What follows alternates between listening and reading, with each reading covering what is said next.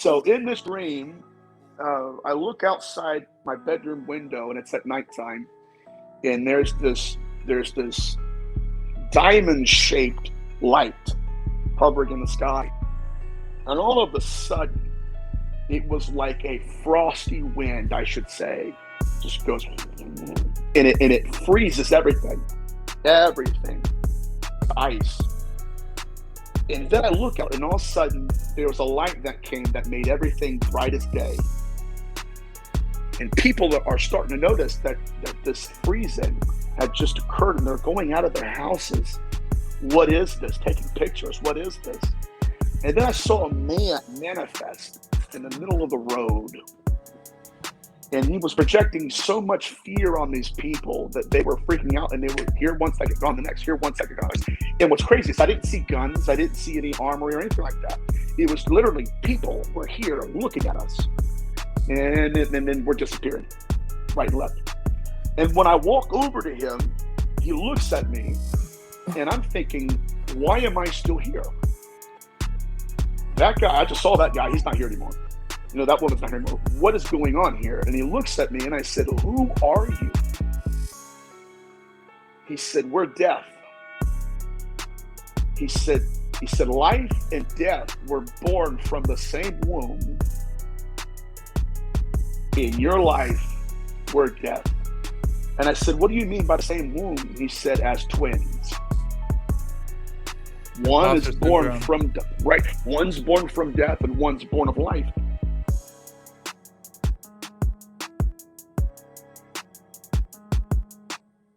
Hey, yo, welcome to the Godcast.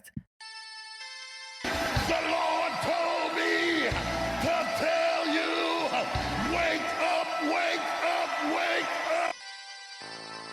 You want answers? I think I'm entitled. You want answers? I want the truth. Was there an awakening moment? So this is like an all-encompassing awakening. It's all-encompassing. Every day, as they would creep in, I would just have to stop and catch myself right in those moments and say, God, I trust you. I'm not going to be afraid. I'm giving you my fear. And I also came to the understanding of what you're saying, what you can't have light without dark. But then I started having the thought of, well, if we didn't have nighttime and we didn't have the winter, then plants would never stop growing. So if we never had issues, then we would only grow more. The thing with me, I never got into the astrology stuff. I never got into really doing any kind of energy work until I was very firm with Jesus. And it's a thing with me and Jesus where like people are praying and I'll get the sudden urge to tell that person to give your burdens to Jesus, and they'll say like, oh, I was just trying to talk to Jesus. Welcome to Godcast, the Goodness Over Darkness podcast. Here's your host, Emmanuel Kingman. What is going on, everybody? Welcome to Godcast, the Goodness Over Darkness podcast. I'm your host, Emmanuel Kingman, and here with me is the Demon Slayer herself, Mimi. Hello. Hello, my love. How are you? I'm ready for dessert. Everybody that follows me on like Instagram and Facebook knows I made some tasty dessert, and I just can't wait to eat it. Yeah, I can't wait to have your tasty dinner first. You know, it's been a long day for me, and I think it was that way on purpose by God, because we had on special guest Nathaniel Gillis, who is a demonologist. So why I say that it's been a long day for me and it's been set up by God that way is because when I work a long day and then I immediately come to do an interview, or just when I'm working a long day, I tend to become more sensitive in the spirit world while I'm just living my everyday life. And I got to tell you, I experienced a lot of different things in this episode. I'll tell you guys this, you are not prepared to hear what you're going to hear. There's things on here that I talk about of my own experiences that I haven't talked about before because you're not ready to hear it. No matter where you are in your awakening process, no matter your understandings, you are not ready to hear what is going to be revealed in this. You're just not. I'm not ready to talk about it. I'm holding my lip because I'm like, I think it's because you're not ready to talk about it yet. Yeah. And it's not that I talked about it in the episode. You did. But I got to tell you guys, this world I've been saying this for a while, especially with the QAnon stuff. When I got into all of that was because of what I was experiencing in meditation that I didn't know about QAnon until 2 weeks after I started leading military in meditation in my astral body, biolocating, leading military to free men, women, and children from underground places where they were tied up, handcuffed, all sorts of stuff. That I've talked about before a little bit, but that happened before I heard about the QAnon thing. So when I heard about that, I knew that some of it was real because of what I was experiencing. There's also cloning that I have not talked about because of how wild it is.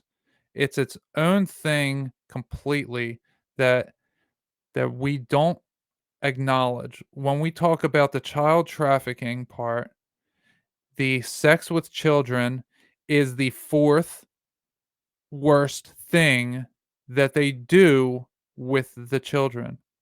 The raping and mutilation and murdering of children is the fourth worst thing that they do. So there's three other things that they do that are far more dire.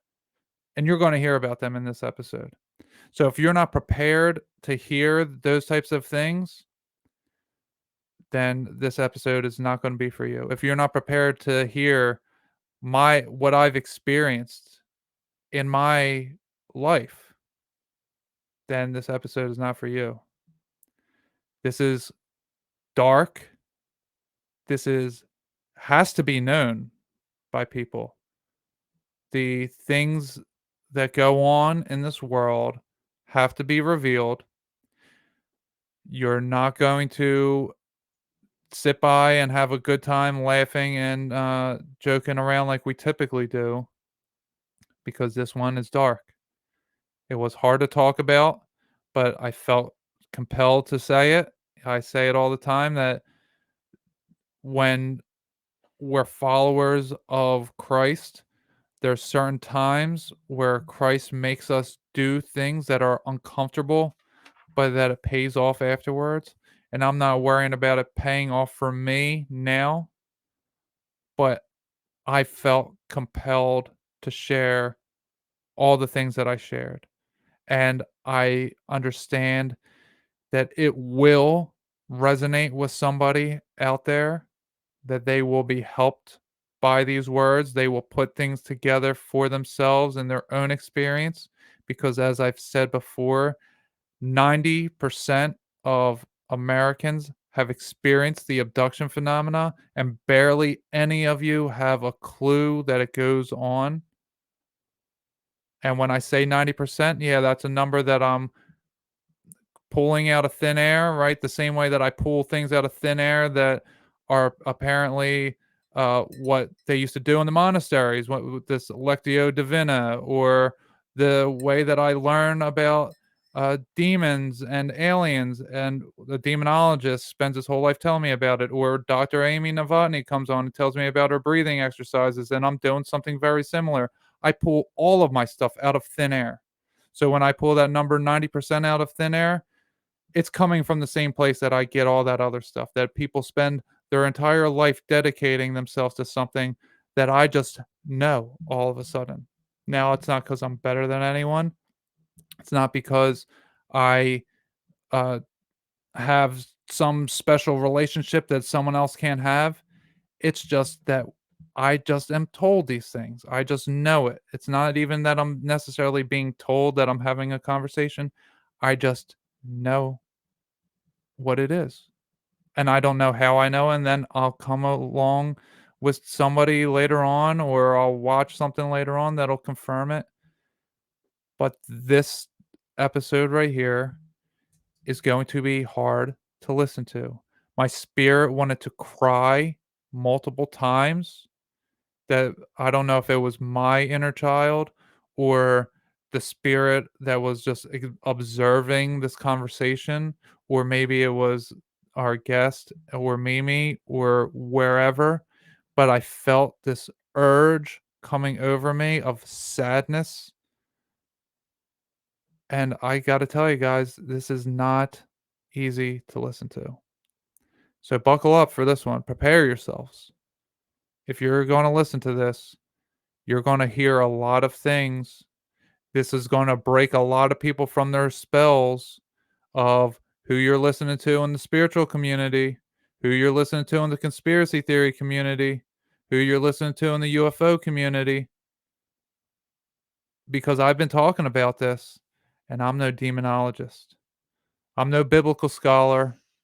I'm no ghost hunter, but our guest is. He's been doing this for quite some time now.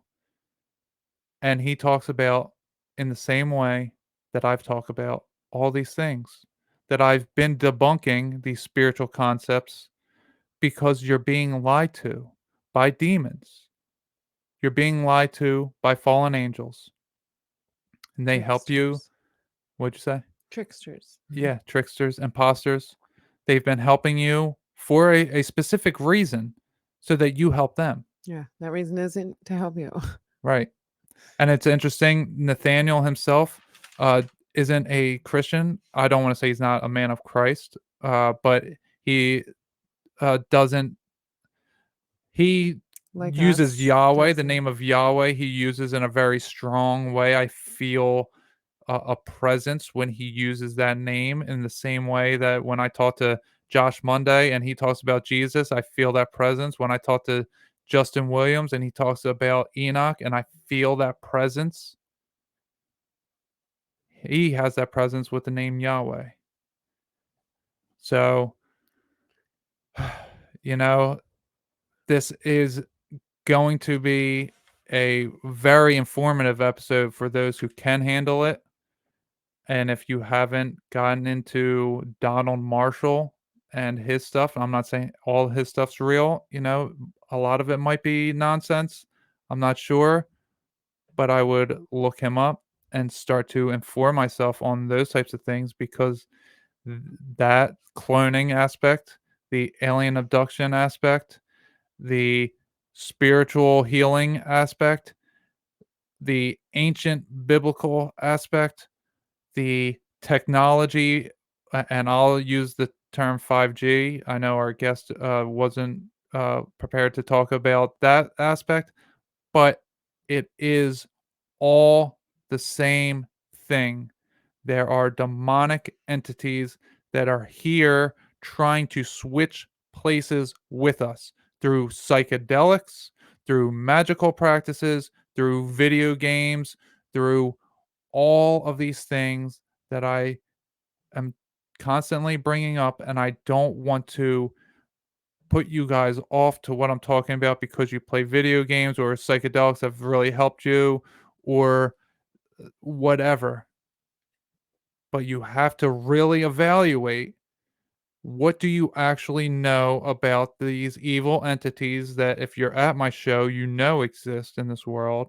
You know that there's rulers of this realm that aren't human.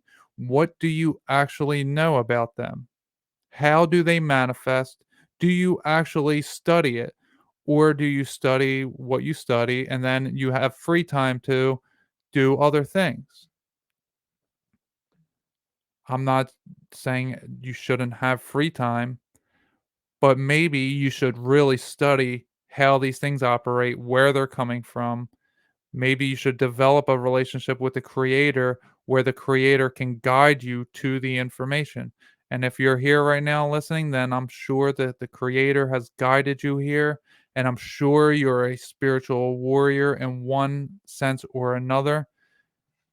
And that you really need to put on the full armor of God, because the time is coming where it's going to be, it's going to be very physical, the spiritual warfare. I mean, it already is, but it's going to become more so. I do want to suggest that everybody do a parasitic cleanse that you really start on Sunday, February 13th is the Super Bowl. and as our guest before, Alexia Eisenhower, told us, you want to start your parasitic cleanse 3 days prior to the full moon, which is on the 16th. So you want to start on Super Bowl Sunday. You want to, because the Sin Tigers are playing in the City of Angels, and the Sin Tigers are the home team, even though they're playing the City of Angels in the City of Angels. It's all symbolic of what's going on. It's 33 years since the last time that they made it to the Super Bowl. It's on February the 13th. There's and February in the occult is a cleansing month. So cleanse yourself of parasites by starting a parasitic cleanse of wormwood, of black walnut, garlic, and clove. Start that on Super Bowl Sunday, and you will benefit greatly.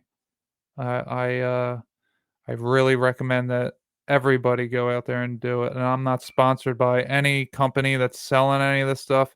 This is God telling me to do this for myself, and I think you should all have this information. So please go do this for yourself as well.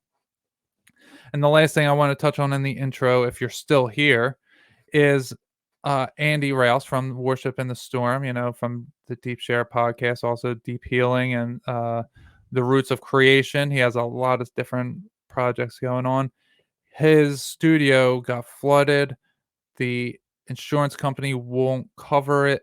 He is out of commission for a little bit here. We're not sure how long. That's why we didn't have Worship in the Storm this past Friday. He's had a lot of equipment that's just ruined completely.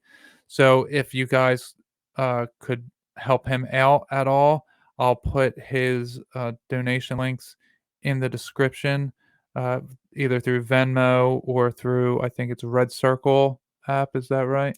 Yeah, he's trying to replace some equipment. Yeah. So I'll put those links in the description. Or if I forget to do that, just go over to Andy's, any of his. I'm sure if you go to the Deep Share podcast, he may have some links up, or his website, or his social Mm-hmm. media. You go over there and you'll be able to help him out. So, we love Andy, and he could use your assistance right now. So if anyone can spare $5 even, it'd be greatly appreciated. Is there anything else? Yes, there is, Todd. Thanks for asking. There's 2 Bible verses that we talk about a bit in this episode, and I would highly suggest to maybe pause, and if you're at home or somewhere where you can, just go kind of give them a read. I would do that before you listen to the rest of the episode, so that you can kind of get a feel for what is said. And that would be Genesis 6 and Ezekiel 13, I believe it was. Yeah, Ezekiel 13. So I'd go check out those chapters just to have a brief overview of what you're about to get into when you finish the episode here. Yeah, he does reference those, I think, like at least 3 times each. Yeah, and that's exactly why even I want to go back and read myself before I re-listen to this episode.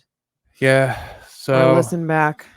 Yeah, this one will really change your opinion, and I really recommend that you guys send this out to people who you think could handle this type of information. I think that the podcast hosts that I know should all check this one out, but it's going to be a tough listen, guys.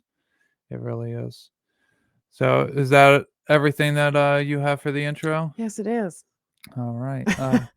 Make sure you go check out our guest, Nathaniel Gillis. Go check him out. I'll link all his stuff in the description, his YouTube, his social media.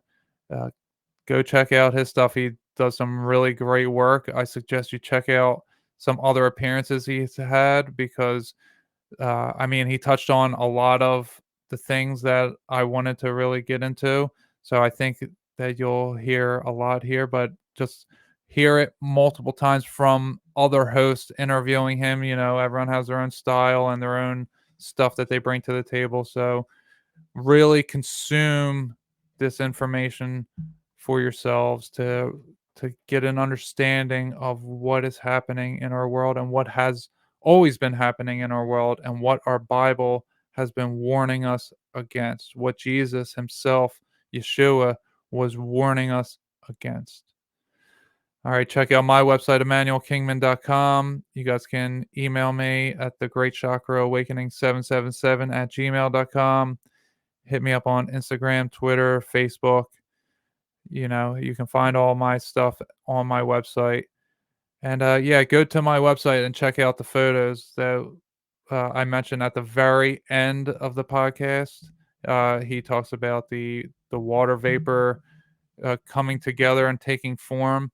You want to go to my website and check out what I've photographed in the clouds, because I mean, I don't know what those things are, and I don't get a good feeling a lot of the time when I see them. So you'll definitely want to go check that out.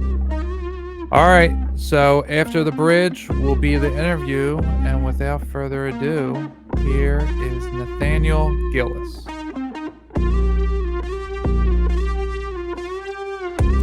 Welcome to the Godcast. Cross up on my back, I'm slaying demons. It don't matter what you call that. Searching for the truth, facts are facts until they fall flat. It's looking like a story, man, it's all cap, but it's goodness over darkness, it ain't all bad. I'm at my maker, but I was called back.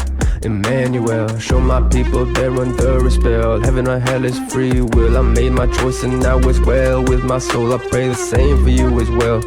Welcome to the Godcast. Welcome to the Godcast. Hello, everybody. On today's episode, I have on a man who has been researching the devil, demons, and unclean spirits. This research may connect to the alien abduction phenomena. He has had a lifetime full of paranormal experiences and is now a demonologist. Everybody, welcome Nathaniel Gillis to the show. I'll have the caps back for you. Yeah. There we go. Thank you for having me on, man. It's so good to be with you guys, and like you both, I'm really excited to get into this research. A lot of it's very scary, but it's relevant. Yeah, it is quite the topic. It covers a lot of different conspiracy theories that they're their own thing, that have a lot of legs to them, but they're very fringe. And when you bring your research, it really spans things in a way where I think it helps people have a clear picture of ancient times, modern times, and these fringe conspiracies. It really links it all together. I believe you're correct. This phenomena has a lot of strands to it, and it's I think that it's not enough for a researcher to be a ufologist. It's not enough to be a hauntologist. If you want to really get a good grasp on what we're dealing with, you have to go into mythology. You have to go to different religions and really sum it up with the fact that we've been dealing with these creatures for a long time. Yes. And we're just now starting to get enough an idea to know that we're at war. Oh yeah, big time war. I mean, I'm right in the midst of it in spiritual warfare with meditation and just so much that we'll get into in a few moments here. But I want to introduce you to my audience. Do you want to tell them a little bit about your background, maybe how the things you experienced as a child that led you into this path, and what you are currently doing today? So I confronted this phenomenon when I was 8 years old. My parents had moved me into a new house, and the house was haunted. I mean, my very first ghostly encounter was at the open house when we were actually touring it to see if we liked it enough to buy it. And I saw a full-bodied apparition of a little girl in my future room. She was full-bodied, like it wasn't like some mist or some translucent. She was really there, like it was wild. Wow. And so, it evolved. Once I moved into the house itself, it mutated into something far more malevolent. It wasn't just some innocent little child. This was a very powerful entity that I had to learn to live with, And so that's what really, I guess, heightened my sensitivity to a lot of these entities, and really inspired, my inspiration, not my inspiration, but inspired me to want to know more about this phenomenon, and not just what my parents told me it was, or not just what my local church told me this was. And so that's what got me into this field. But where I'm at now is I'm trying to look at what's called the interconnectivities between the UFO abduction phenomenon and what our ancestors would have and did perceive as demons in Mesopotamia and biblical antiquity. So that's really where I've couched my research at the moment. Okay, it's a lot. I mean, there's a lot right there that you just talked about. Right. Full body apparition. I mean, 8 years old, even I'm a grown man. If I seen a full body apparition in front of me, even with all my spiritual warfare stuff, I would be very spooked. That is Yeah. a very crazy thing. Did you ever figure out what that was? Was it a demon? Was it a ghost? It Any was ideas?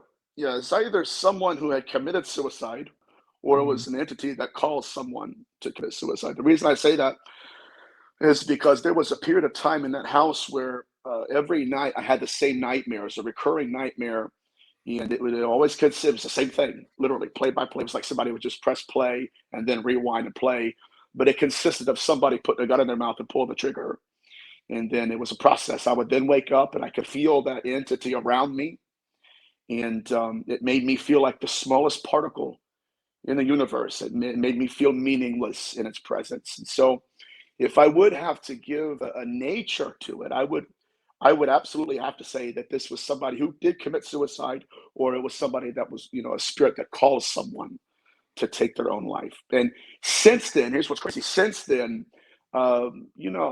discernment of spirits or whatever you want to call it, there most of the time, I wouldn't say most of the time, but I have been more sensitive to that spirit of suicide, to the point where I'll just be talking to somebody and they'll have a completely different conversation going, and I can feel it walk by me instantly. I say it. I felt this, bam, bam, bam, bam, and they start crying, and that entity leaves. So I Wow. would have to say it's not just that I had the dreams, but I think that my sensitivity to that kind of spiritual warfare, it speaks volumes to me in terms of what I believe I encountered in that house. Yeah, so it carries its own vibrational frequency pattern is what I'm hearing, and that you can Yeah. actually you pick it up in your our skin suits that we have. They have their Mhm. antennas, and it's that frequency comes into your presence, and you know it. That's quite incredible. Yeah, it inspired a sensitivity, and guys, I didn't ask for that. I didn't want to live in a house where I could every night I could wait till the witching hour, and I could hear this entity displacing its weight on the floor, Mm, right? The wooden floor. I could hear it creaking all the way up to my door. So I had to go to school with it. I had to go to bed with it. I had to go take a shower with it. It was constantly there for a period of my life. wow. But yeah, so it was crazy because there was a lot of manifestations that I encountered that I thought, I was crazy. But then when I looked through history, I realized, hey, listen, when you smell sulfur, it's, if it smells like consciousness or decomposing organic matter, all of that is what I experienced. But that's really what led me into this field. That Wow. seems to be a smell that a lot of people are smelling Yeah. outside and inside and in food and Hmm. everywhere. Yeah, In the with past month, I know so many people that smell this sulfur eggy Yes. smell. Yeah, and to touch on that a little bit, we've looked into what it could be medically, and there's Yep. this term called parosmia. Parosmia. Parosmia that has only come to fruition. Well, I don't want to say only, but I could only find articles that it's come to fruition with COVID-19. Post COVID, yeah. Yeah, Hmm. with the smell and the taste changing. And then Hmm. myself, I've been on this research of how to cleanse the body, and it's Hmm. lining up that parasites and demons may be one and the same. Parasites may be the physical Parasitical, yeah. representation. Yeah, That's a so good point.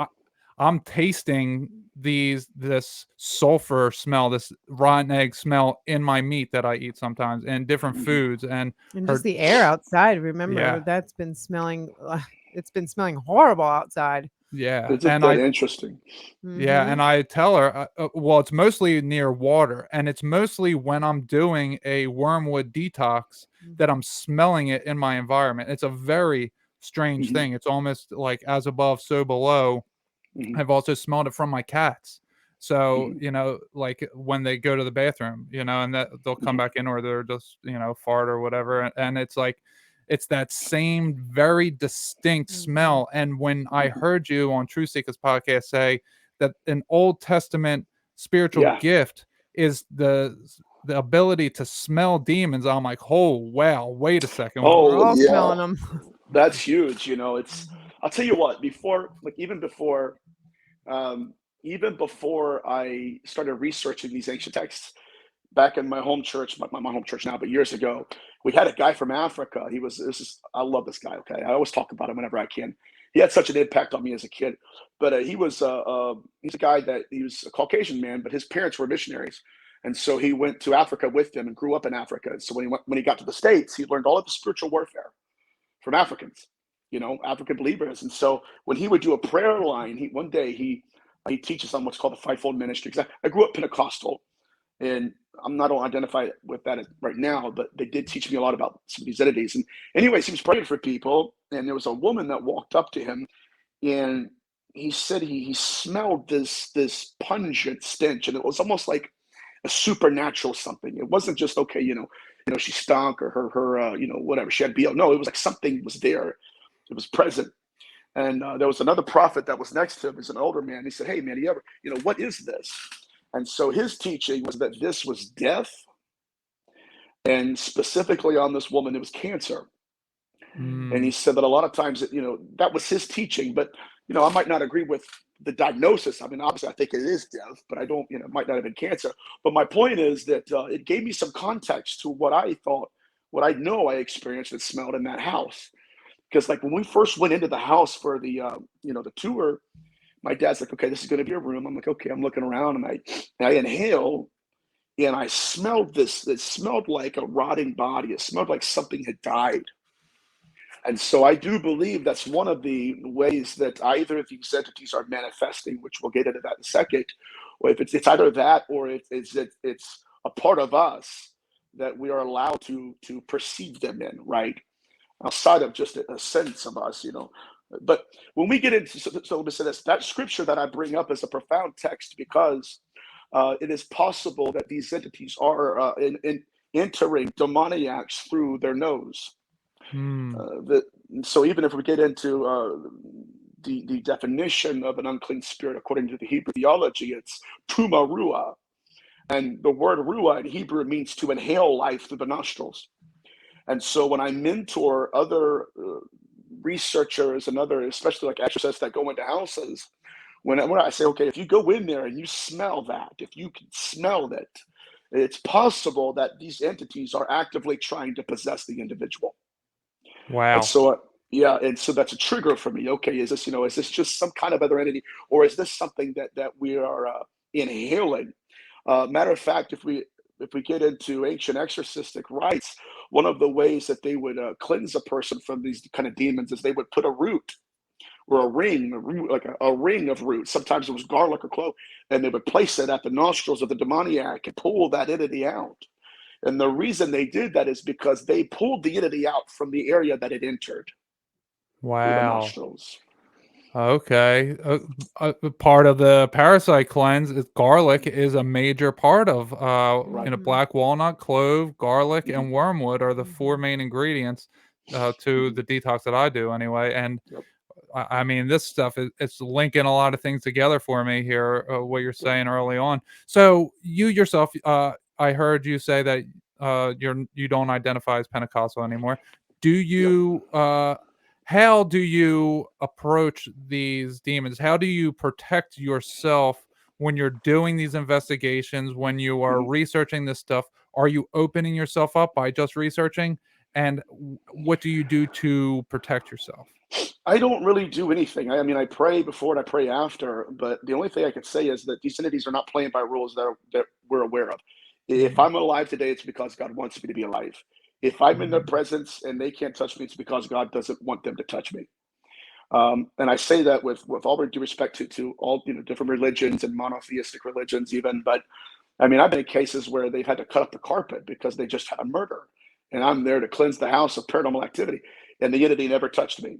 Matter of fact, when I did the cleansing, about 2 months later, I sat down at a restaurant. I had no idea who I was sitting next to, but it was a social worker that was working with the two teens that had committed the murder. And after I had done the cleansing, she told me, she said, I can tell you, I know who you are. I believe your stories and everything. She's like, but I can't tell you how I know. Finally, about 45 minutes later, She tells me the night you did the cleansing, the entity came to the 13-year-old in her jail cell and said, I no longer have authority over you. I have to leave. So whatever's going on in my life, it's not my own volition, right? It's not me pulling levers. It's whatever's happening through me and the way God's using me in this. It's by divine protection. And so sometimes I walk out there thinking it's, I'm going to be murdered tonight, but I don't really have like a methodology. I just kind of flow with whatever I feel led to do, obviously within the context of the scriptures. That's how I perceive it. Okay, well that is greatly interesting, and I want to pull up this photo right here that I took this afternoon while listening to your episode, like I was just saying, and I want to show you. Can you see this at all? Yeah. Okay, right here. This is like a snake. I don't know if you can see the eyes right here. There's two different eyes. There's a head. So I encounter in my clouds very often. I encounter different beings that are just there for whatever reason. I can see them very visibly. Their consciousness without form. I have a ton of pictures on my website, but I bring up that one specifically for you because I'm listening to your episode, and this was just before you told that story that you just said here, and I heard the voices reacting to your voice. They knew who you were, and all of a sudden I felt all of my energy, well, not all of my energy, but just these certain frequencies all went to the top of my head, like they were hiding up here when they heard your voice, and they were not happy that I had it on. It was a very strange thing. And then I heard you tell that story, and I'm like, okay, so you must be known by these demons in their world. Evidently, man. Evidently, I've done shows where we've recorded for almost 4 hours, and everything was working fine. Come to find out, I never recorded at all. I've had shows where my friends Chris and Kristen out of Rhode Island, we did a show, and the entities, I call them motors, but they began to speak to each other in a very chilling language and the way they spoke, and they called me just different, profanities.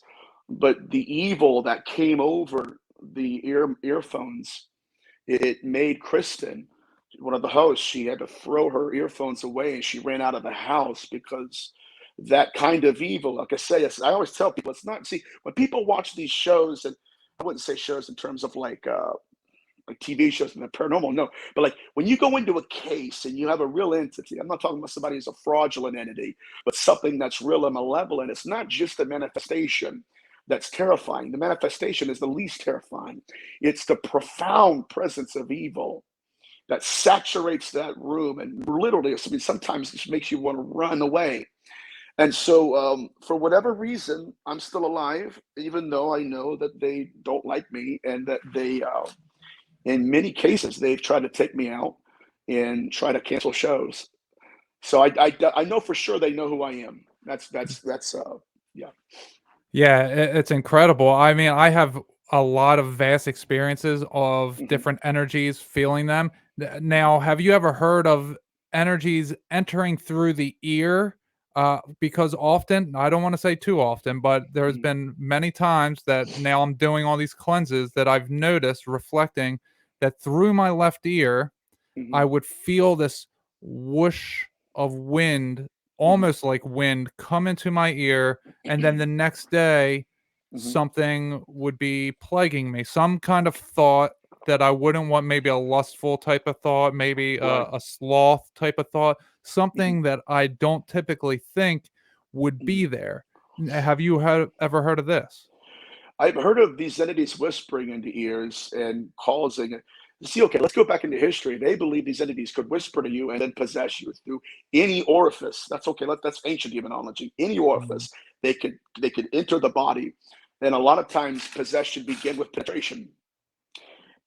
So even penetrating the ears, penetrating the nostrils, all that stuff. I did have a case of an old lady who had stage 4 cancer. She was in the hospital room with her daughter, and I talked to both of them.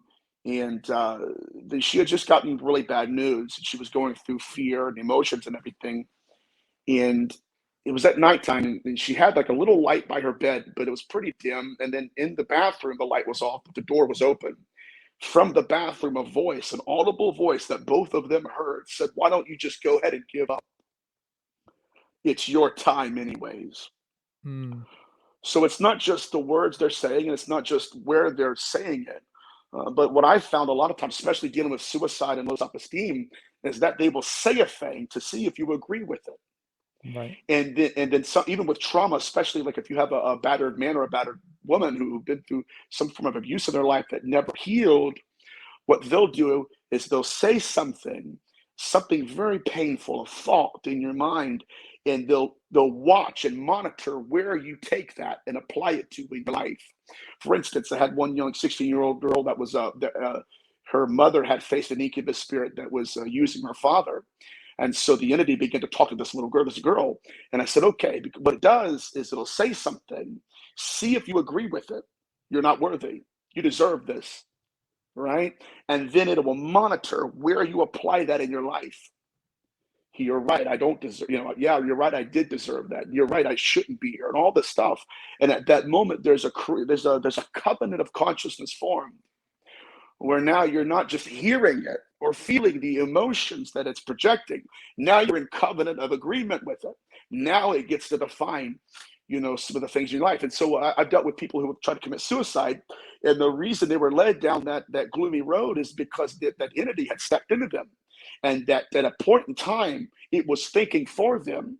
And so when these emotions of insecurity and failure and I want to end my life came, they themselves did not realize whose emotions they belonged to, right? It's that entity. Who's thinking this in my head? It's that entity. But they have come into agreement with it. To where now it's them. Yeah. So it's very interesting how they work, but it's very much parasitic. Yeah, it's very strange. Like I would feel something entering, and it's almost like it comes through the headphones, because that's when I really noticed it, was doing interviews with certain people or being a guest on certain people's show, that I would feel it through, and it's only through the left ear too. It's not anywhere else. It makes me think that it's maybe some kind of generational thing on my mother's side, because it's my left side. I've experienced a lot of different things where I am led to believe, I don't want to get too into details, but secret societies are a thing that my mother's family have entered into at some point.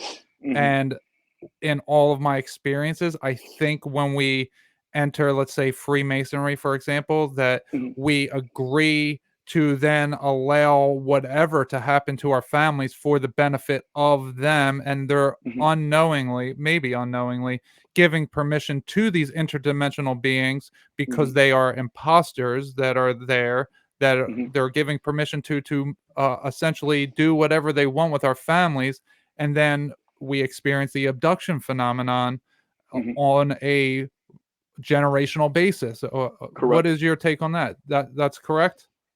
I believe that 100%. Yeah. There was a case with a lady named Deborah Moffat where she called it Mr. Entity, where the entity itself came through a messed up Santeria ritual. And that portal opened a door for an entity to walk in and started scribbling with soap on that lady's mirror.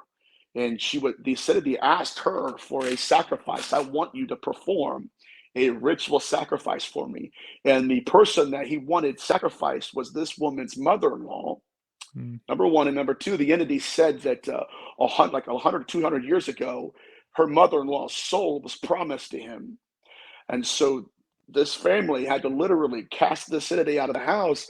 And I mean, we're not talking about just some low-level imp. We're talking about somebody that was apporting things. He actually apported a spear that was over 500 years old, and it was designed for blood rituals, blood sacrifices. So a lot of times we don't even know what we're signing up for when we make covenants with these entities. And the sad thing is they will come to claim it one day.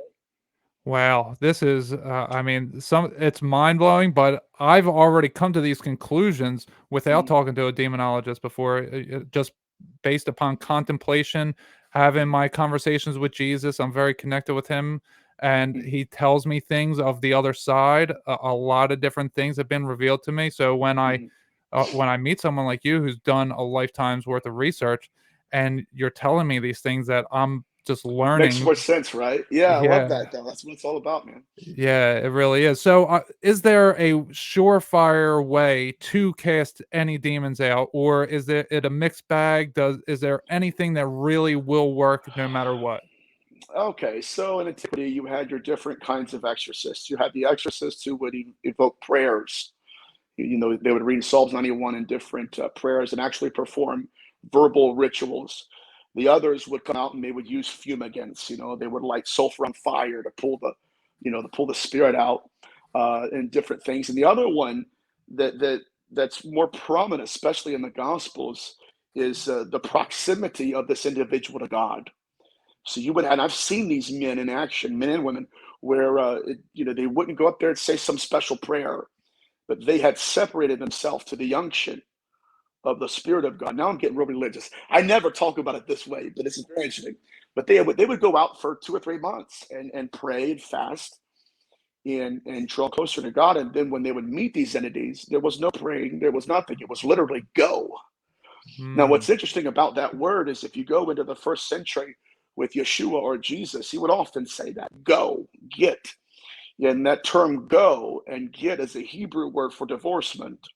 You're a banished being. And so it wasn't, right? It was more than just the word go.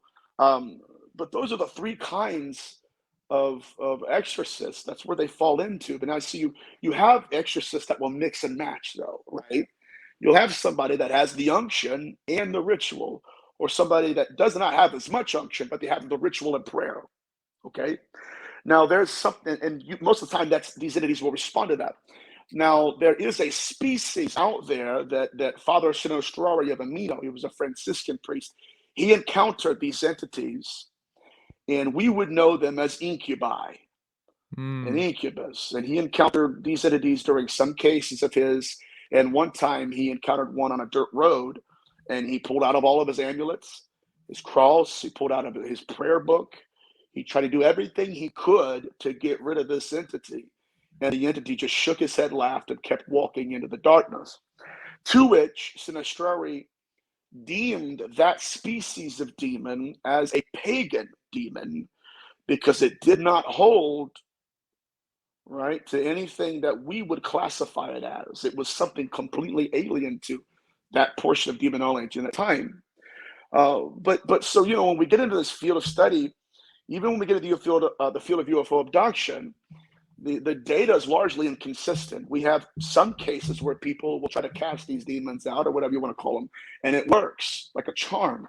Other cases, like with Dr. Carla Turner's work, where they call on Jesus and Jesus manifests. So they actually incorporate him into the experience. So what I've learned about this is that in order for us to understand this, we have to think bigger than just demonology of Christianity. We have to think bigger because a lot of times they're not playing by the rules that we think they should be. Right? And so that's really where I'm at now, because they're transcending that microcosm. Can I go further real quick? Can I go? Yeah, like a real absolutely. Okay. So the reason I say that, I talk about it on every show, but it has to be, it's so profound, at least in my own life. I had a case, it was a remote viewer who encountered these guides of his. He was famous in his hometown for giving people messages and actually getting paid to do sessions of remote viewing for like politicians and whatnot. He encountered these entities, and when he got back into his body, they had carved religious amulets into his chest. And what's interesting to note is that the amulets did not appear on his chest in terms of the skin first, or the top of the skin first, and go inward like you would think, right? When you carve something in the skin, a scratch or something, it's not what happened. This was subdermal first, and then it manifested to the surface of the skin. That's the number one point I want to make. The second point I want to make, and I need everybody to hear this, because this is really, really troubling. These amulets were interreligious and cross-cultural. These amulets that they placed in his body through his skin, one of them was Egyptian hieroglyphs. Okay, Egyptian hieroglyphs. The second one was the Jewish Star of David, and the third one was the cross. Wow. Now, here's where demonology is groping in the darkness. You do not have a Jewish rabbi applying the cross to these entities. They would never do it because in their mind, their religion is exclusive. I will use the Star of David, right? But that's an entirely different demonology of Christianity, an entirely different amulet, right? Vice versa. You see where I'm going with this? And absolutely none of them, the rabbi or the priest or whatever, they would never use Egyptian amulets. You know what I mean? It's bigger. So what these entities are doing are they're not playing by our rules, right? They're in a whole different dimension of thought. I think that demonology as a field, we need to realize that these entities are almost using these amulets as a mathematical equation. This plus this plus this, and then something occurs. But what we do know for sure is that we can no longer fit them in the blueprint of Christian demonology or Egyptian demonology or Jewish demonology. Whatever they are, they're not the microcosm of it. They're bigger. They're different. Wow. That is, I mean, there's a lot in there that, Yep. that it is really profound what you're saying. So when we talk about Jesus, what I'm hearing when, you know, from the other side, when you're saying that is that when he manifests, you know, you're saying that demons are manifesting as him or whatever entities are showing themselves as him. 100%. Yeah, and that's when people believe he's human, when he's the avatar, when they look at him upon that way. But someone like myself who has the alien abduction phenomena stopped when I was saved by Christ is because I understand that Jesus Christ as the life essence that the image fullness. is the issue. Yes. Isn't that interesting? Isn't it interesting that Yahweh told them, don't you ever make an image of me? And to this day, if you look at the data, Yahweh is not witnessed. Wow. Right? Because I'm telling you, now I'm getting real passionate here. But watch this. See, we have a lot of these experiencers who are trying to make a religion out of their experience. Yes. And what's happening now is, again, if Yahweh had an image, these entities would have been inhabited it and manifested to them in the image of Yahweh. But they're not. Wow. Yeah. Right? So what's happening now? We have abductees who are experiencing Jesus. Now, what's interesting is the Jesus that they're manifesting to the abductees is always based upon the level of literacy of the experiencer. So, right, if you're an ancient Near East scholar, he's going to present Yeshua or Jesus as the someone who's the ancient Near East. And actually, I'll go even deeper, will pluck an image out of your mind. What do you think he would have looked like? Right? How do I know that? Because we have cases where the Jesus they manifest is the Swedish Presbyterian version. Right? And not that dark-skinned Jewish rabbi from Nazareth. Right? It's not even historically accurate. But these entities don't care. So what this gets even deeper because they will pick images out of our mind and use that as their avatar. Now I've had that happen, especially with the incubi cases, where they'll try to impregnate women, and so they'll pick a memory or an image out of their mind and then step into it. So it's a deceiving spirit. And I made this point to my dad. I said, if what they're doing or if what they're trying to give us is the truth, then why are they deceiving us in order to give it to us? Wow. This is some heavy stuff here, but I mean, it needs to be discussed. It all needs to come out in the open in order for us to really understand it and for us to try to figure it out on any kind of logical level. So I want to ask about this phenomena that I just recently realized I've been having my entire life. There's times where I am just overcome with this energy and I start to yawn, and then I would also just automatically have an erection. And it was something ever since I hit puberty that started happening to me. And it was uncontrollable. It wasn't I was having lustful thoughts. It was just like I yawn and then that happens.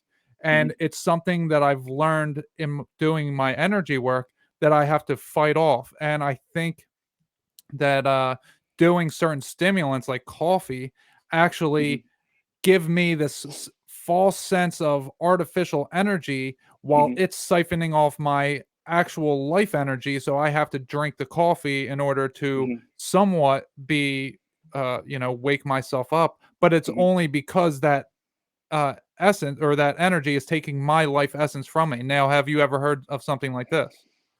I have in the incubi research, and that's been going on for like forever, ever since recorded human history, where these entities will induce, and I think that's what these entities will try to do, is induce a sleep state, right? I'm getting tired, I need to go to sleep, and then they begin to do what they do.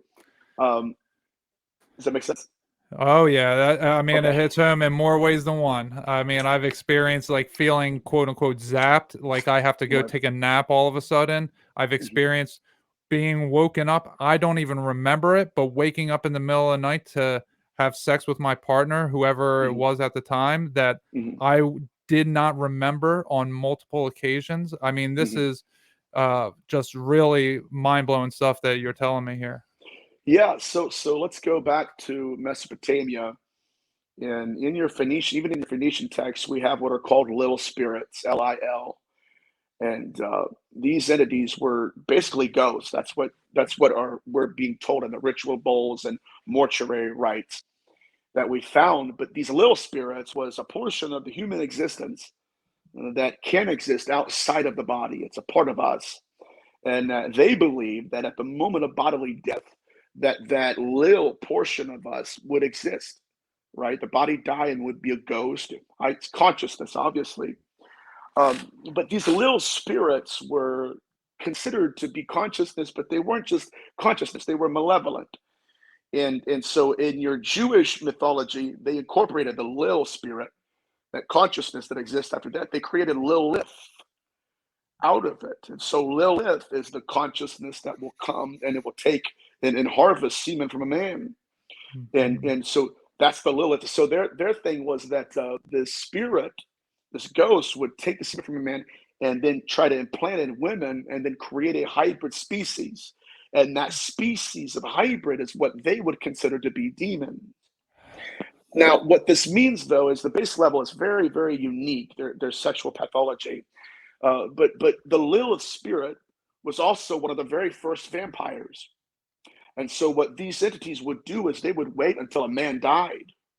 And then they would, when everybody was alone and he was buried or even being prepared, they would go and they would reanimate the body and steal the semen and then try to go and plant that in a living woman, right?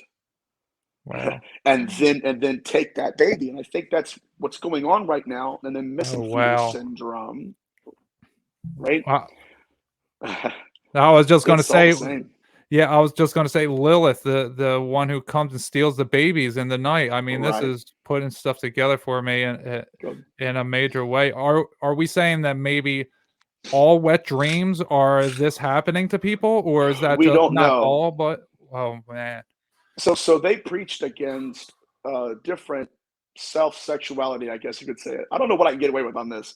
I do a lot of shows, and some things I could say, and some things I won't. Say it all. But this, okay, so masturbation they preached against, and this in the Orthodox law, the Jewish law, because they believe entities would take it.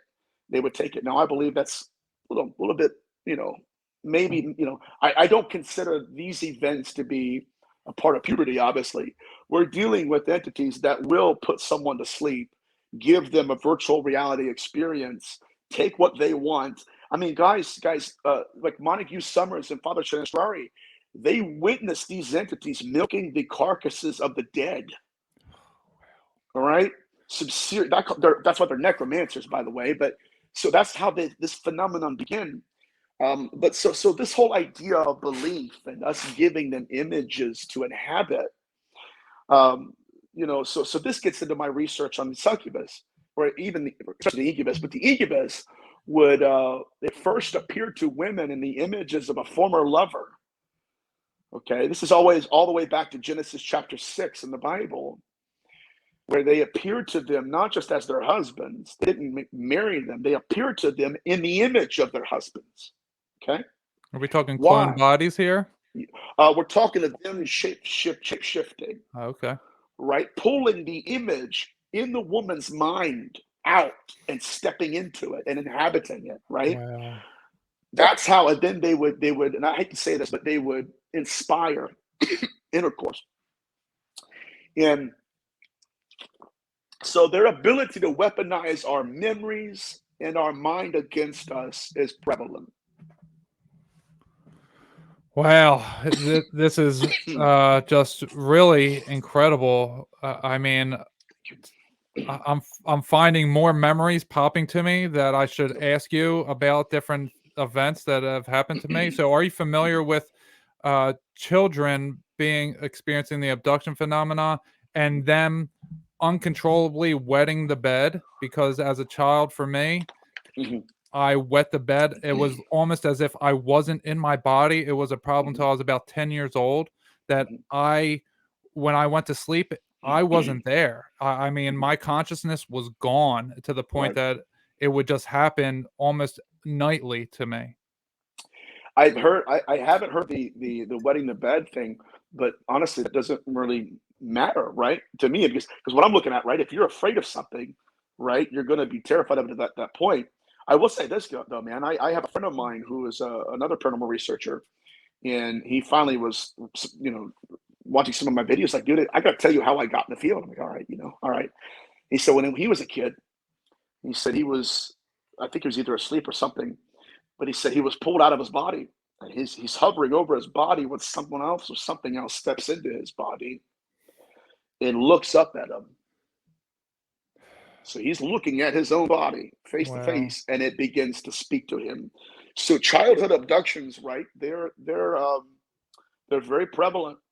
And the sad thing is, a lot of these children are being abducted by Mickey Mouse and Looney Tunes. Yeah, I heard of that. Because these entities, again, they're manipulative, man. So, so let me get this idea of the incubus real quick. So, okay. The most troubling aspect of the incubi and even succubi phenomenon is that, like I said, they can weaponize our memories and our beliefs against us. I have had cases all across the world, specifically in India, where women who these entities have victimized that are trying to inseminate these women. These women, they'll experience the phenomenon up until they have a hysterectomy. And then the entities that used to force themselves upon them no longer had any interest. So this is not, see, our ancient demonologists, when they were wrestling with the incubi phenomena, is that because these entities are very hypersexual. No, they don't care, right? It's not something sensual to them like it would be to us in the body. To them, it's about self-replication. Can I induce an sexual relationship with you to inseminate you? So in these particular cases with the incubi, we're dealing with these entities knowing so much about the intimate relationships of these women, where they will manifest to the women in the images of men they had been with while not on birth control, and they did not make the man wear protection. Right? So they ignored all the rest, but they manifested as these particular individuals. Why? Because in their mind, they're thinking, with them prior, you weren't worried about that. So now this increases the probability of you allowing us to inseminate you.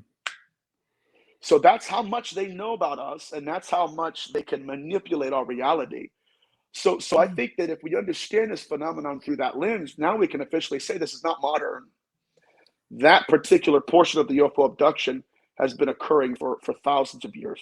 Yeah.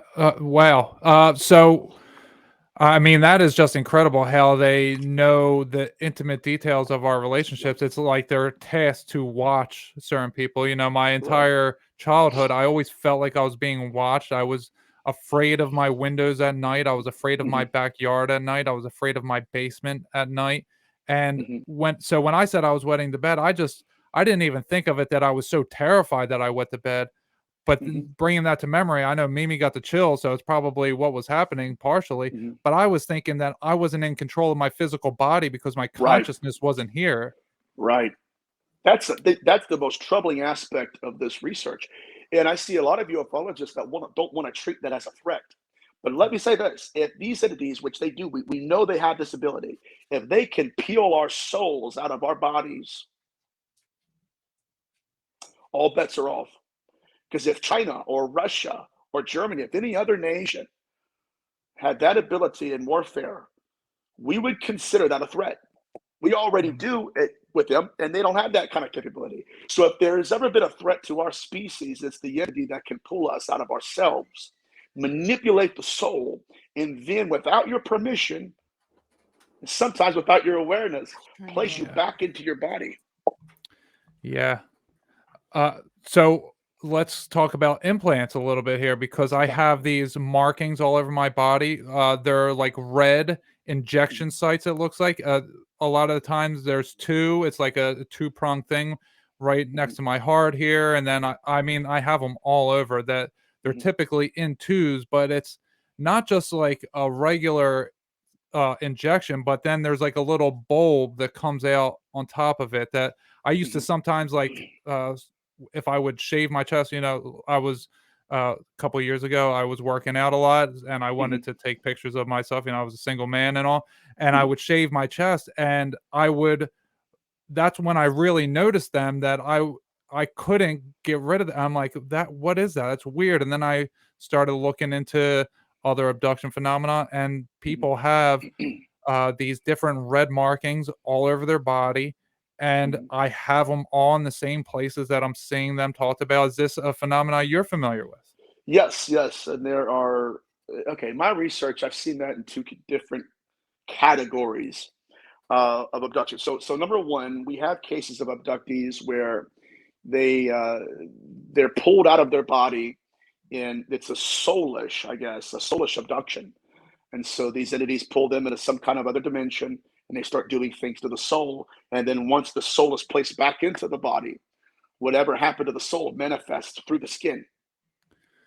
So Betty Luca had that occur, where her husband Bob literally watched her apparition fly out the window with these things, and then when she got back into her body, instantaneously, not symbols, but skin condition began to manifest. So that's one possibility.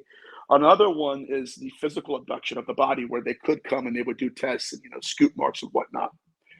So that's what I would look at: missing time, missing memory, and even your dream states. Did I think I had a dream? Did it include some kind of abduction? That's what I would look at.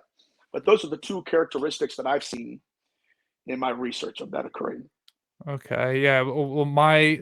So once I started doing my awakening processes 3 years ago, I started meditating deeply, 3-4 hours at a time, no drugs needed. I would also do psychedelics heavily for about 3 months. I did psychedelics almost every weekend, and I explored my psyche, and I started reliving different scenarios. And I talk about it somewhat on my podcast, and sometimes when I'm a guest on different podcasts.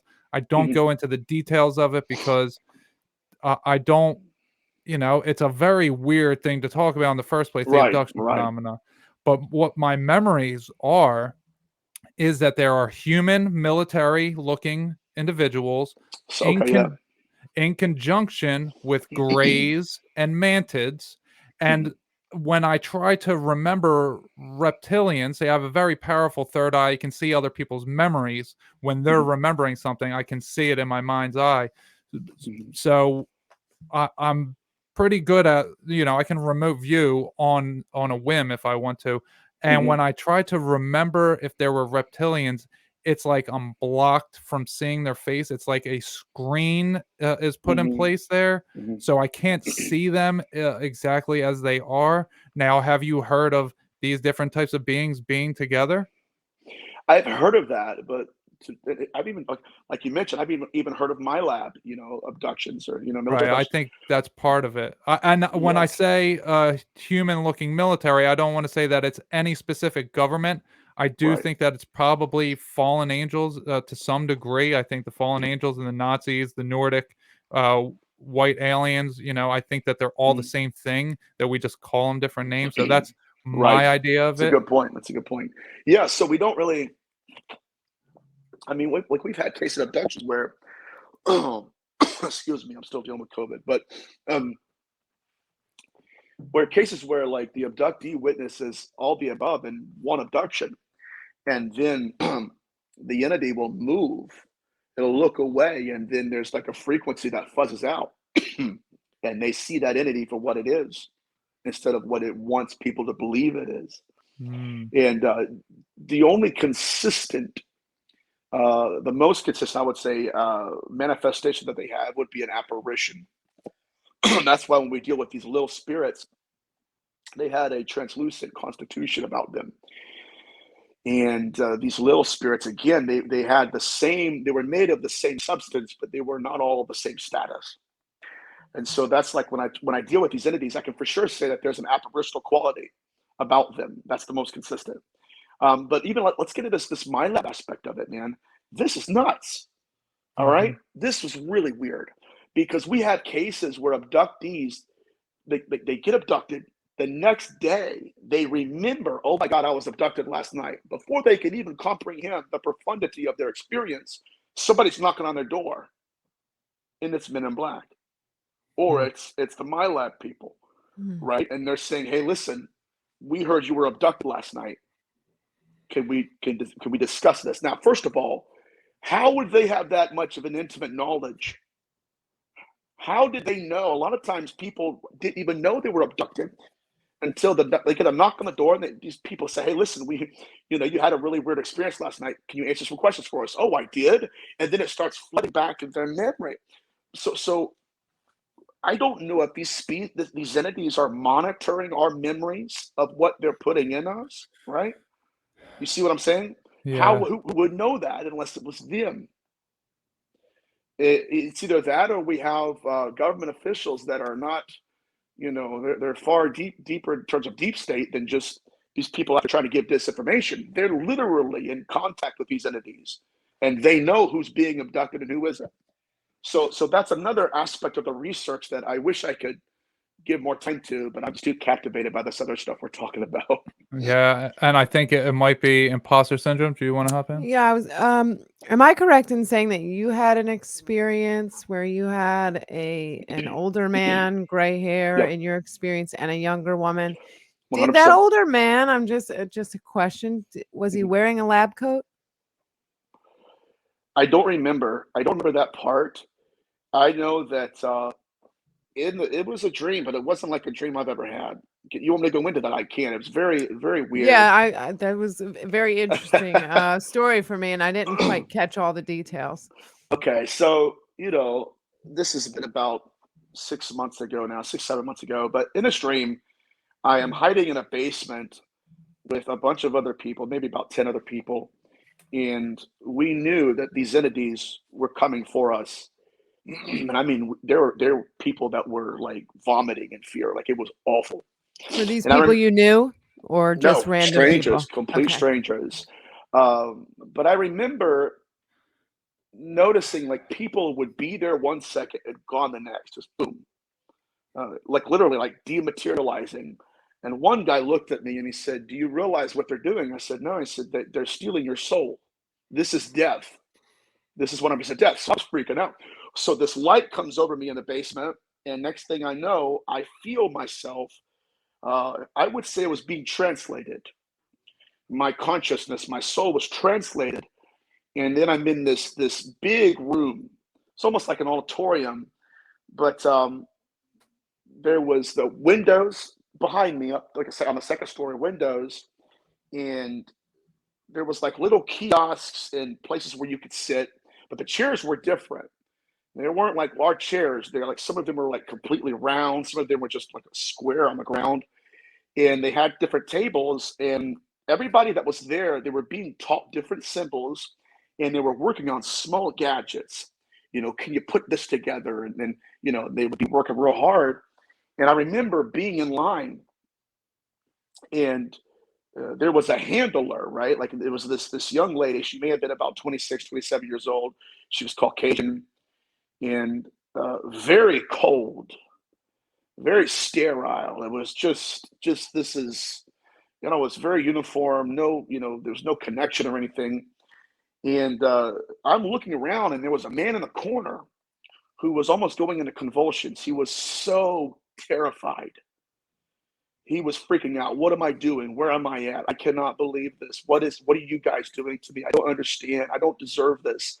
What do I, all this stuff. And he was backing up and everything. He was really traumatized. And I'm looking around putting this together, and I look back to the woman, and I mentioned something. And I said, I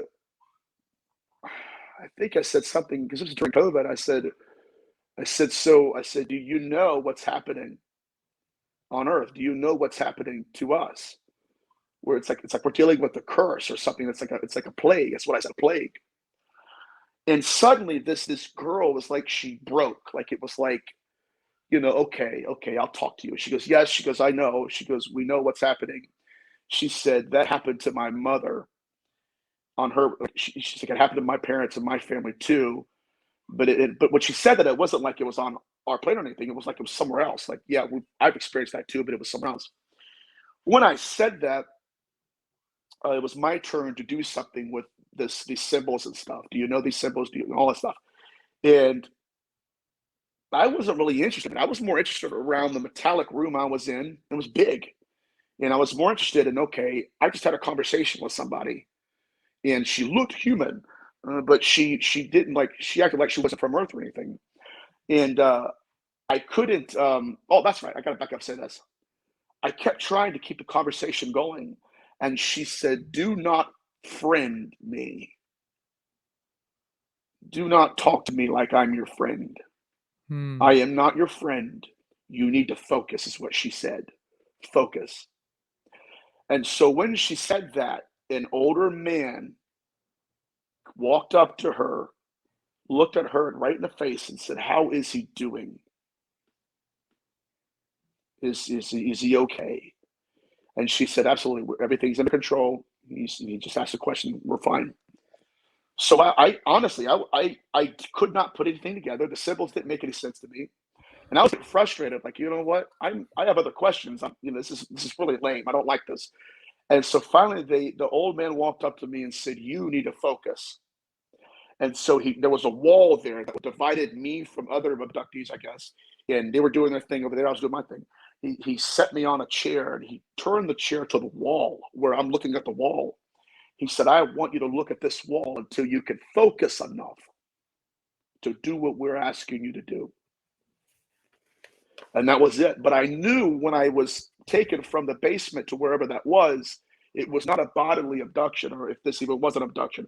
This was a soulless realm where they were teaching me things. Now, that's not an unusual case or even a dream or whatever, because we have abductees that were abducted like soulishly, I guess. Like, I'm going to start making up words now. I'm going to be Michael Scott, okay?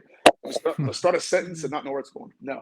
But we have abductees who are like, they're abducted in the soulish realm, and their soul is placed in a chair in the ship, not their bodies. And so they're being taught how to merge their consciousness with the metal of the ship. So this is very interesting. But in my research, this soulish aspect, and what I think happened to me was a soulish abduction, honestly. But whatever they're doing, I believe it stems from one of the ancient rites of necromancy, where these individuals in antiquity, they would go out, they would take a piece of metal, carve the name of an unclean spirit or consciousness on the metal, and that consciousness would merge with the metal, and then they would go get a corpse and implant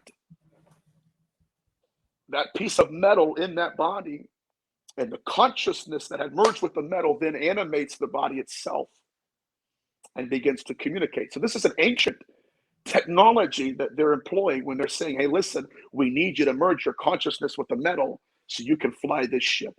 This is not new.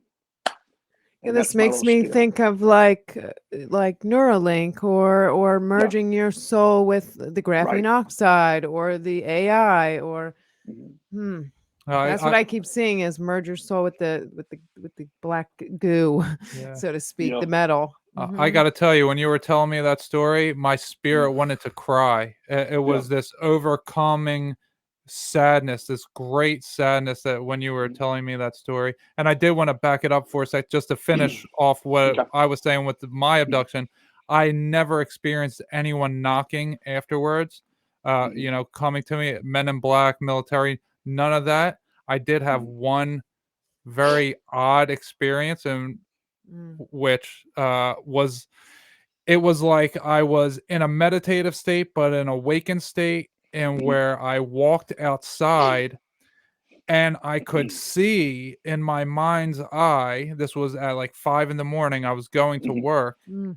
I could see in my mind's eye a whole army of federal agents, or I don't know if they're federal agents, but they were trying to arrest me, but it was like God kind of switched me to another simulation where they didn't exist.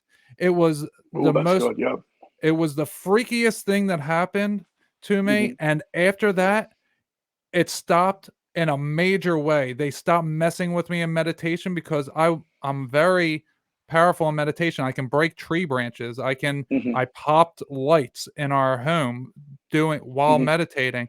And every time I would call in this energy, all of a sudden military helicopters would be over our house very loudly, multiple helicopters, and I would project my consciousness onto the helicopter, and I would freak them out, and I would mess with them because they were messing with me. And then they tried arresting me in some realm, and it was like they thought that I was right there in front of them, but I just walked through them. It was like I was experiencing a multiple thing at once. I wasn't doing any Yeah, drugs. by location. Yeah, I've experienced Yeah. that too. Wow. I ended a relationship. First of all, it's very rare to find a person who can do that. So I honor your gift. That's powerful, man. I was 15 when I was in a relationship with a girl in South Carolina, and I was in the drive-through at not Waffle House, Steak and Shake with my dad, and I was in two, but by location. I was here embodied, but I was with her. I don't know if you want to call it. I don't know what it goes by different names, but you're exactly right. That's how it works. That it's a profound experience, and you really can't describe it to people who've never experienced it. You know what I mean? It's strange. It's alien to them. Yeah. But I want to share something with you guys because I believe that the more we get into this research, the more death is going to play a role. I don't think it's an accident that they were first harvesting their semen from corpses. Even to the point that Sinistrari and Montague Summers was the seed, the biological essence that was being left by these entities looked like it just came from a corpse. It looked like, literally, if you look at it, they said it was high in blood content because when the blood had landed, it would seep down, and so so it's very troubling. But the aspect of death plays a profound role in this, and I'm not just basing that on just what I'm about to tell you, but the research implies that. But I had a second dream that I would say that has to do with what we're talking about. Is this okay? Am I rambling? No, you're great. Okay.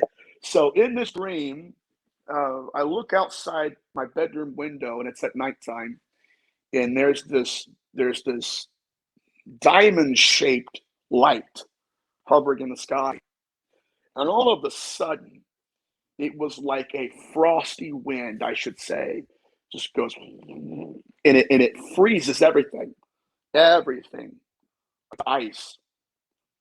And then I look out, and all of a sudden, there was a light that came that made everything bright as day. And people are starting to notice that this freezing had just occurred, and they're going out of their houses. What is this? Taking pictures. What is this? And then I saw a man manifest in the middle of the road. And he was projecting so much fear on these people that they were freaking out, and they were here 1 second, gone the next, here 1 second, gone the next. And what's crazy is I didn't see guns. I didn't see any armory or anything like that. It was literally people were here looking at us, and then we're disappearing right and left. And when I walk over to him, he looks at me, and I'm thinking, why am I still here? That guy, I just saw that guy. He's not here anymore. That woman's not here anymore. What is going on here? And he looks at me, and I said, who are you? He said, we're death. He said, life and death were born from the same womb. In your life, we're death. And I said, what do you mean by the same womb? He said, as twins. One is born from one's born from death, and one's born of life. And so that's when I started to put these pieces together again. And see, okay, watch this. Let's get to the 16th century, and let's put some literature to back that up. In the 16th century, in a province in Israel called Safdi, we have cases of what most people would call a dibuk or a dibuk. In the Hebrew, the word dibuk means the impregnation of the dead in the bodies of the living. So what we were experiencing in that period of history is women who were going to bed at night and they were encountering these entities that are abducting people, right? And they were also encountering the incubi spirits who were trying to impregnate them. But they would be induced into a dream state and they would be assaulted sexually by these entities. They would wake up the next day thinking that it was no big deal because it was just a dream. It never really happened, right? Then these entities started to possess the individuals they had accosted. Okay. So you have a woman who says, okay, it was just a dream, thank God it never really happened. And next thing you know, they wake up and they have bruises on their arms from the actual event. So it was physical, it wasn't a dream. And then they became possessed by the entity that accosted themselves. Let's move forward with this. These entities mutated again. Now they begin to impregnate these women, right? So much so that we had cases of women. One was called the widow of Demona, who goes to the exorcist, and the entity that had possessed her is now in the fetal position in her womb. Now she's showing as if she's pregnant. And so these exorcists had to come to the conclusion that this entity did not possess her just to possess her. He possessed her so that she could be impregnated by him and with him. Wow. So they saw these cases and they encountered these entities. So my point is, when we're dealing with the hybridization program and everything, these entities look at possession as a form of pregnancy. And probably vice versa as well. Probably pregnancy they look at as possession. That was my next point. I believe that they are using these. I believe that the missing fetus syndrome is literally the way that they're putting, they're using these babies to put their consciousness in. Yeah. Right? Yeah. It's disturbing, man. It is. And, when I got into the spiritual community, everyone says it's a duality, you can't have light without dark. And I understood it. And then Jesus taught me a higher learning. He said, this is a doppelganger universe. This is not duality.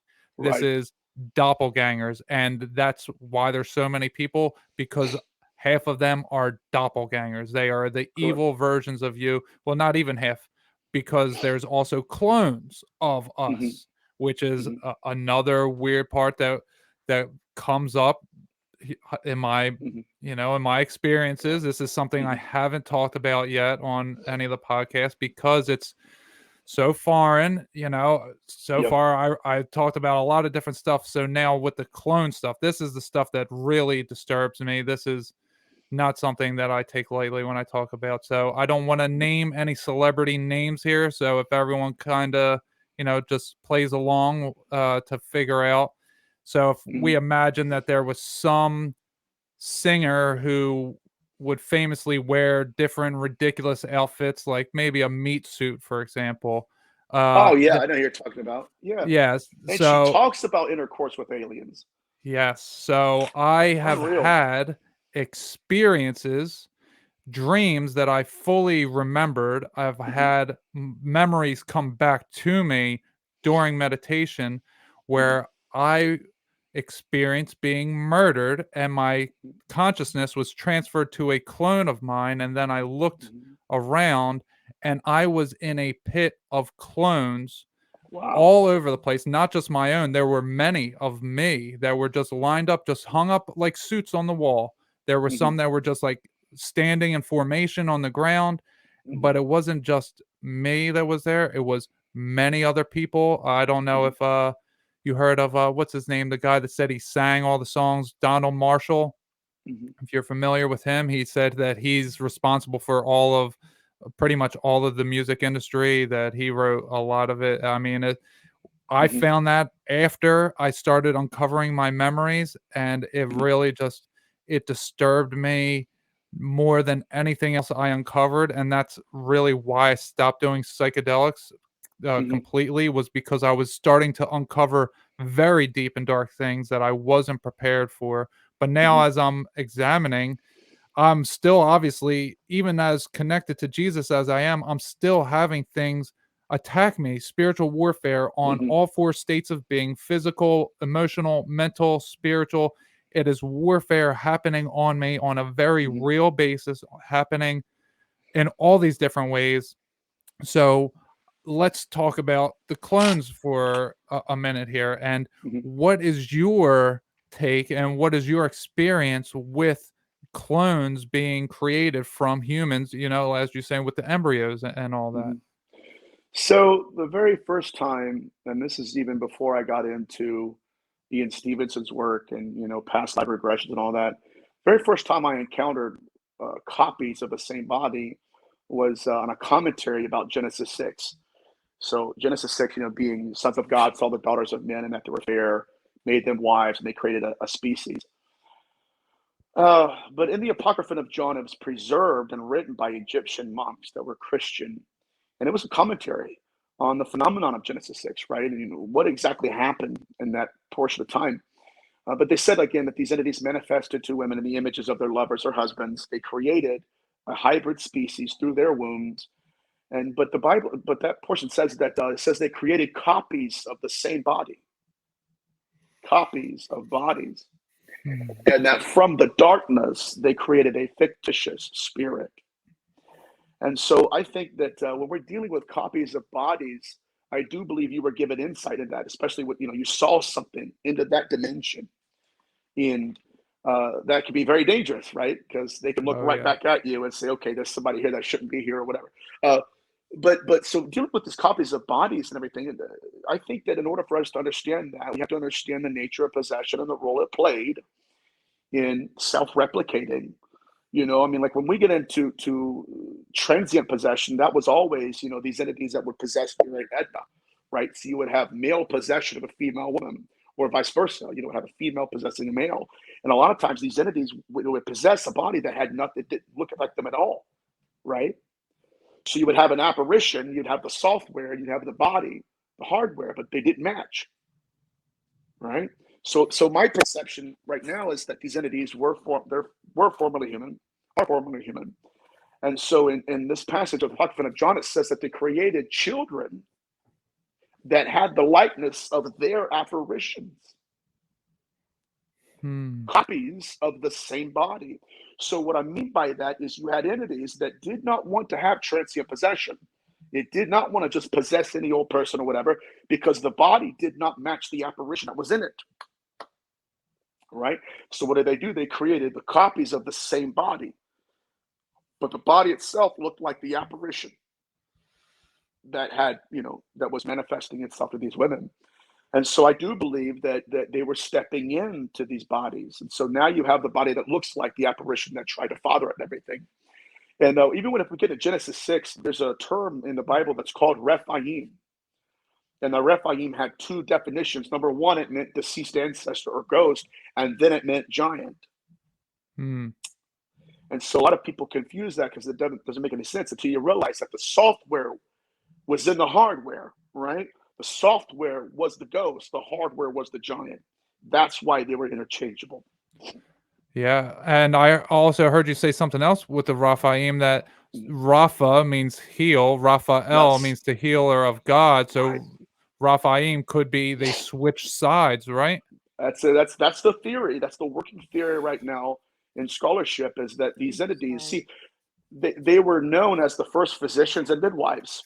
And if you get into the UFO abduction phenomenon, if there's anything that they're good at, it's being a physician and being a midwife.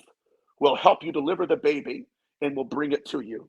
That's what they've been doing. So, and not just that, when you get into Rapha, your first exorcists were your physicians.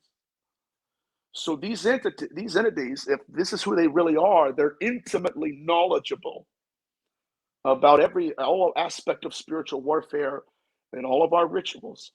Okay. And so a lot of times, like if you get into the biblical antiquity, they would say these that's why they would often say they're fallen angels. They were angels, Rapha. They were Wow. healers, right? It's very interesting once you get into the etymology of it. But these are some very knowledgeable and developed entities.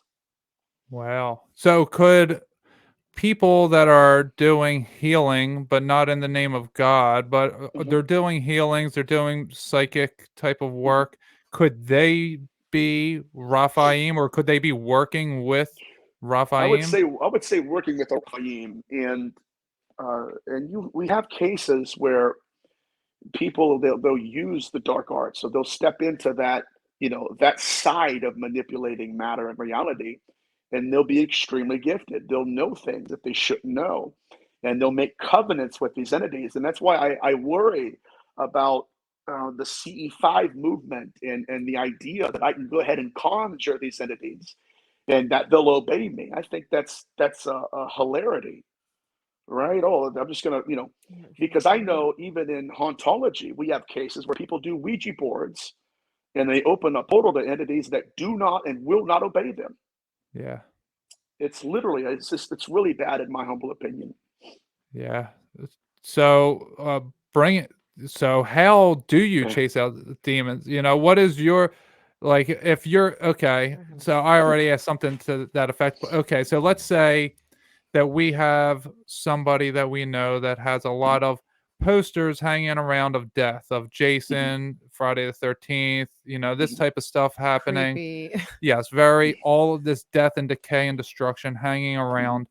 And now this person is experiencing medical issues that are unexplainable by the medical profession. What would your, in your expertise, what would you do to cleanse that house or that room, or how would you go about that? I would ask this individual if they feel a presence around them. If it's not just a health condition or something, is there a presence that they feel in their house? Or what is their dreams like? Are they feeling entities in their house? Are they having nightmares where they feel an entity? Because this phenomenon is very strange.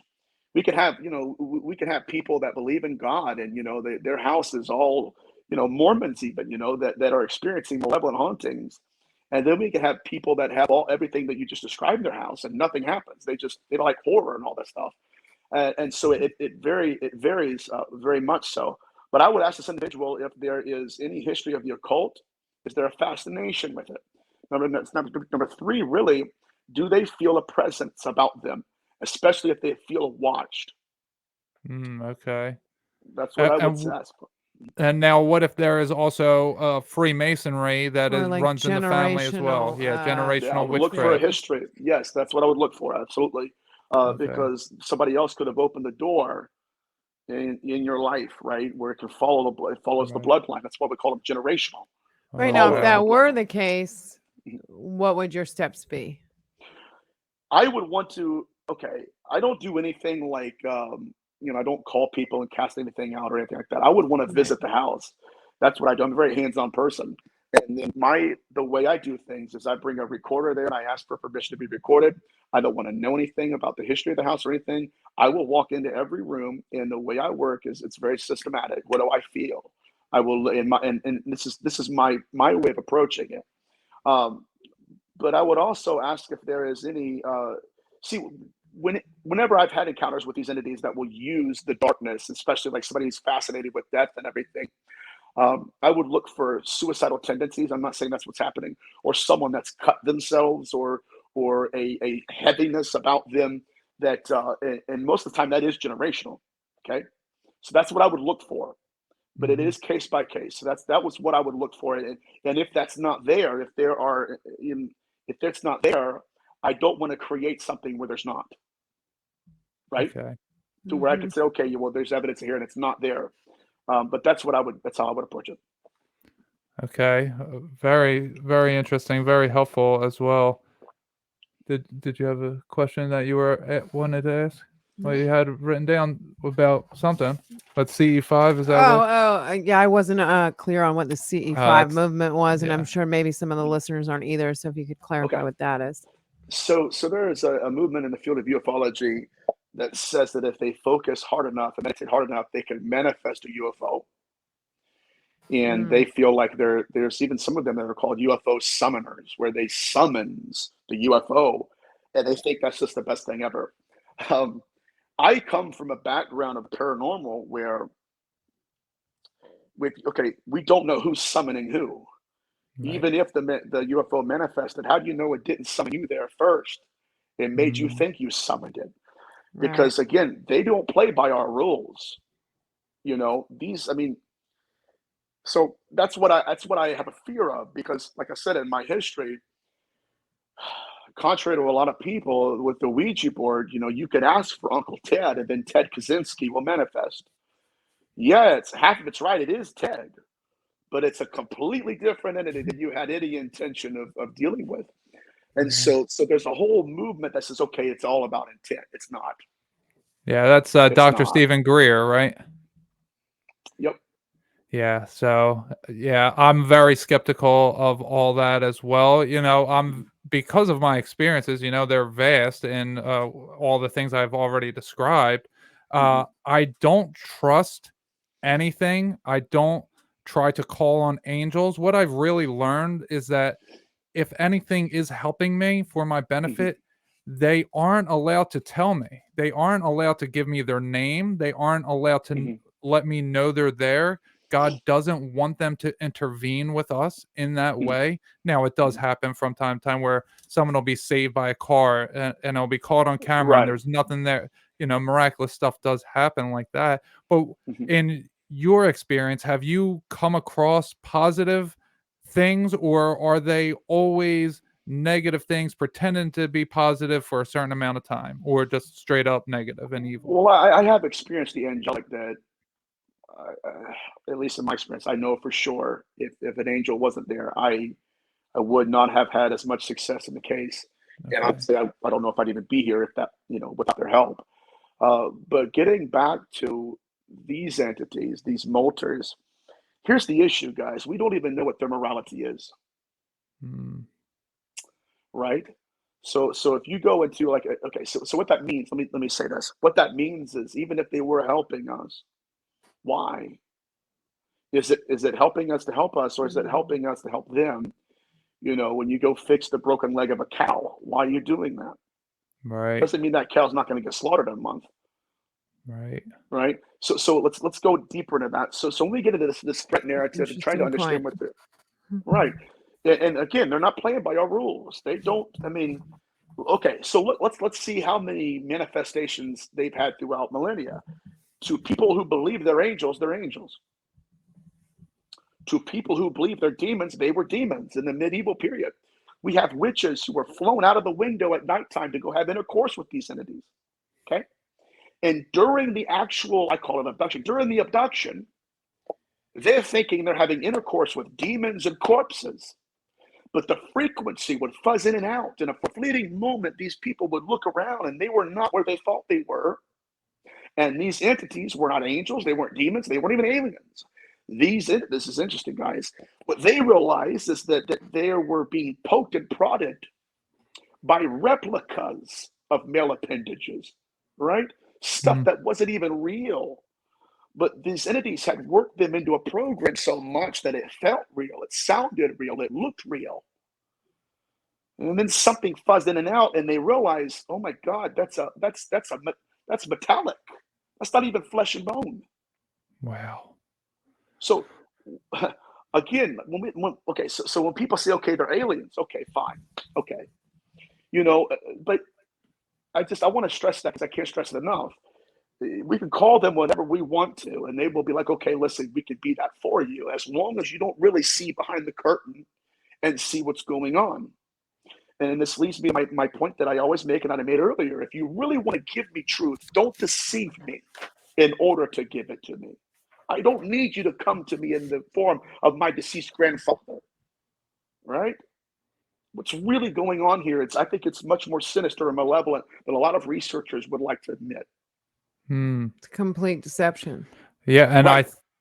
And that, I think, ties into what you're saying with these metallic objects. You know, you mentioned it earlier as well. Mhm. With all the metals that are in our oxygen, our food, our water, Our air, yeah. yeah, Right. what I see when I think of that, you know, the image that Jesus is showing me is that it's like Mhm. almost like a series of mirrors and lasers that Mhm. these metal pieces that just lodge in us in certain areas because we're consuming it in a certain way.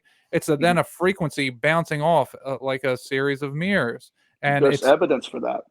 okay. There's evidence So for Yeah, that. House of Mirrors. yeah, so Yeah. is there a way for, well, so a multifaceted question, is there a way Mhm. for something to just straight up take over your body in this way? And is there a way for it to be a split multiple, I don't want to Mhm. say consciousnesses, but multiple frequencies in one body at the same time and not know it? Okay, I think that used to be the case. I think that throughout history we have a lot of evidence Mhm. where there are two consciousnesses in one body, and even like with Lord. people, especially like we deal with suicide, where these entities will be thinking their own thoughts, and the person's not aware of who's thinking those thoughts. They think it's them, it's that entity thinking for them. And I've had cases where I've had to talk to the entity and help that individual gain control over their emotions and their thought life, saying, "Hey, listen, that's not you. That's the attachment." Yep. And so giving them their consent back, right, allows them autonomy and that entity no longer has authority. However, let's look at it, the other aspect of this. If we look at a lot of these case studies in abduction, they'll walk into houses through the wall, through the room, through the ceiling, and press pause on everybody there except you, Hmm. Hmm. right? Except you. I mean, so I think that's another troubling thing about this. Because I'm always asked, okay, what do we have to fight against these entities? I'm not going to say we don't have anything, I'm saying that at this point in the research, it's inconsistent. Hmm. Now there are amulets that they employed in antiquity, like with Lamishtu, the baby snatcher, which is what these entities are. It's the hybridization program, the missing fetus syndrome. It's gone. Where the women were being haunted by these entities, where they would go in at nighttime and they would hover directly over the pregnant woman and stare into their eyes. And again, hacking the optic nerve, and even more than that, hacking what's called the frontal cortex of the brain, that the part of our brain that tells us whether or not what we're experiencing is real, right? And then so much so that then they would wake up, the baby's gone. And so these precious women, they had second faces that they would wear as necklaces. This breaks my heart. And they made this almost like a crochet face or something, in a hope that when that entity would descend down on them at nighttime, the entity would look into the wrong face, Oh, well.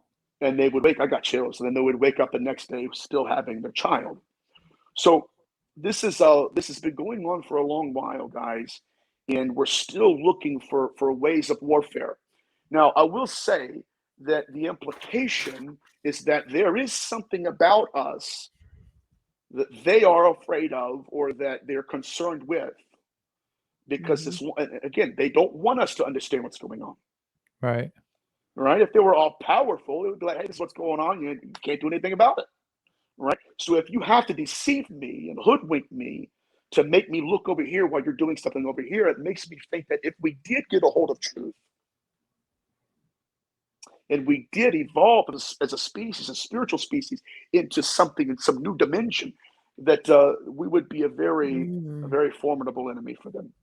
I Yeah. think that's a great point. I think that that's what that's exactly what they're afraid of. That Right. we'll get a hold of truth, and I think that that is happening on a major scale. Yeah. Right. So I'm Right. going to ask you, does COVID and the time period that we're in now, Mhm.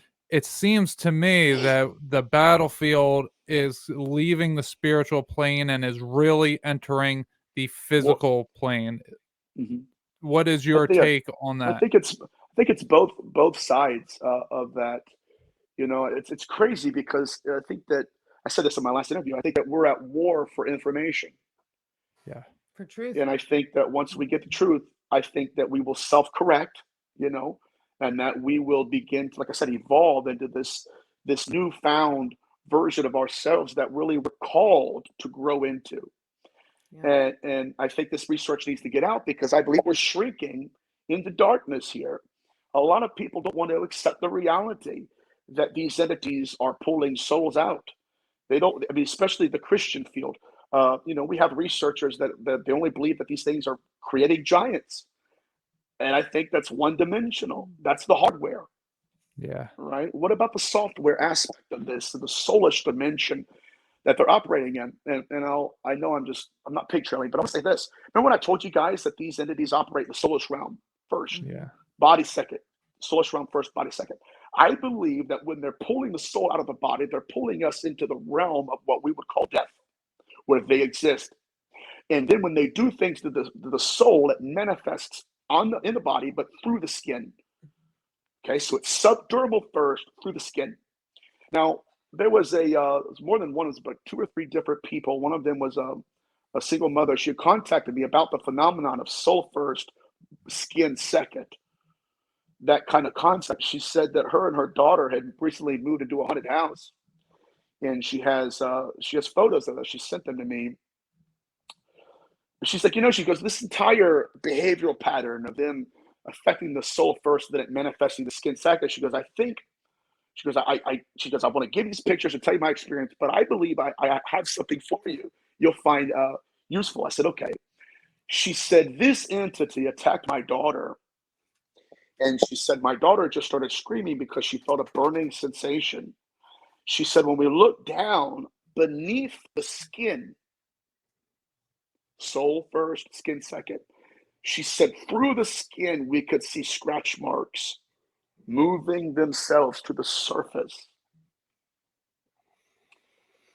Okay, so I believe even in hauntings, these entities are operating in the soulish realm first, and we're experiencing it in this dimension second. Yeah. Yeah, I think that's the whole importance of the physical reality is that I think the physical reality is the deepest spiritual reality that we have. I mean, when I talk about, I go on different spiritual podcasts and they'll ask me, what's your best spiritual practice? I'm like, exercise and touching nature, because I think those things right there, you taking care of the body, it is such a, if we're talking about the 4 different bodies, like I said, that it's so deep. It's the deepest part of the spirit, that the body is part of it in a way. And so that brings me to the question, could we have people, we were talking earlier about doppelgangers. We're talking about the possibility of entities taking over humans. Is there a possibility that there are people who are podcasting or having websites or having YouTube videos or any number of things, making content in the spirituality community, in the conspiracy theory community, where they actively know that they are not human and that they are tricking people by giving false statements, such as, I don't want to get too into all of it, but that Right. reincarnation exists, that they're saying these things that may not be true, but sound good to humans who have been indoctrinated into maybe a Christian point of view, that, it's only this way. And then as soon as they open their eyes to more, they just accept them more. Is that a possibility that we're being tricked on a physical level by these beings? Absolutely, and I want to make sure everybody understands this. When they're trying to groom one of us, they're trying to groom all of us. Right? Yeah. That's a very, I believe that. Right. It's not just okay. It's us as a Anything is species. possible. Right. Yeah. Do I believe that there are people that are actively being possessed by these entities? Absolutely. Or even more so that they're creating bodies, putting their consciousness into them, and they're living in this world. Absolutely, 100%. Wow. And I'll tell you what, the worst sorcerer is a former exorcist. Right? Why? Because they know they have this knowledge. So so I do believe there's going to be people that will give disinformation, And they are the prophets and puppets of this phenomenon. And what they'll lean on is what they would consider as a prophetic experience. I encounter these entities. I have more knowledge about them than you do. That's really what we're starting to see in the field, where there's some kind of supremacy. Well, I know what I experienced. Who are you to tell me any different? You know, I'll get even deeper than that. We have people that are claimed to be visited by Mother Mary, claimed to be visited by Jesus, and that Jesus is in the UFO. Now, let me be very clear about this, guys. If we're going to start delving into literature and saying this is Jesus, that takes the argument out of the hands of the nuts and bolts crowd, and it places it into the hands of theology. So if it's in the hands of theology, we have standards of theology, right? So if that is Jesus, you're going to have a lot more than, hey, that's Jesus, to prove it. You're going to have to go through history, because Paul said in the New Testament, if there's another Jesus that comes to you, now we're seeing it in the 21st century. If there's another spirit that comes to you claiming to be Jesus, we're seeing that now in the 21st century. So the entire narrative of the UFO abduction phenomenon is shifting. Now it's shifting into the narrative of, okay, we are who they are. We're ancient beings. And I mean, we're ancient truth tellers. You ought to believe what we're doing. So it goes back to, if you're really giving me the truth, why are you trying to deceive me? Because we know for sure you're not my dear Aunt Edna when you manifest as her, right? So there's a lot of stuff that we have to think about and be responsible for. Yeah. Yeah, that's a great point, because when I hear people saying, we're here just to experience. It doesn't matter if I'm raped, if I'm murdered, if this happens, I'm just here for experience. I tell people that is either a demon saying that or someone being misled by a demon. Because if you just think logically, demons don't have physical bodies. If they were to be in a physical body, what would they say? They'd say, oh, I just want to experience. It doesn't matter why I'm here. Right. Or I even, here's what I always hear. I agree to this. I want, so, and I'm thinking, okay, you're saying that now. Right. A contract. Yeah. Yeah. But again, you're interpreting that and saying, okay, I haven't been through anything yet, but if I did, I'll say it right now. I agree to this. Okay. You know what I mean? And, but there's a lot of different theories out there, but I think that in order for us to get a good grasp on the phenomenon, that we can't limit ourselves to modernity. If we go to ancient literature, we can see these entities. They didn't just show up at flying saucers at one time. They've been here manipulating our perceptions for a long period of history. And so. Well, yeah, and that perfectly leads into, I want to talk to you about, why do you use these ancient books? You don't consider yourself a Christian, but you reference the Bible. You seem to know the Bible very well. So why is that? There's a lot of people that are healers that say the Bible's fake. It's not real at all. So I mean, to you, obviously, you're a demonologist, and it's a very real tool that you use. So why do you use that book and others from ancient times? Because I believe in the testimony of my ancestors and our ancestors. A lot of people, especially ufologists, they look at this and say, okay, like you said, the Bible, not that you believe that, obviously, but, the Bible is this, the Bible is that, and they look at it through a religious lens, in the sense of that they're equally as dogmatic about not believing in it as the people who believe in it are. And sometimes even more so, because I would say this, I look at it in terms of what were the experiencers in antiquity saying about this phenomenon, right? What were they experiencing? And I had somebody on Twitter the other day, it was very interesting. They said something like, well, this phenomenon could not have been ancient because it was not changing our reality and we couldn't measure it. And I said, well, that's kind of ignorant, because we didn't even have the tools to measure it. All right. So you can't measure ancient manifestations with modern technology, just like you can't say it wasn't there or was there, right? So what I do is I look at their testimonies and I compare it to the modern phenomenon and say, okay, do they look alike? Are these, it's like following the bloody footprints in the snow. Are these behavioral patterns similar?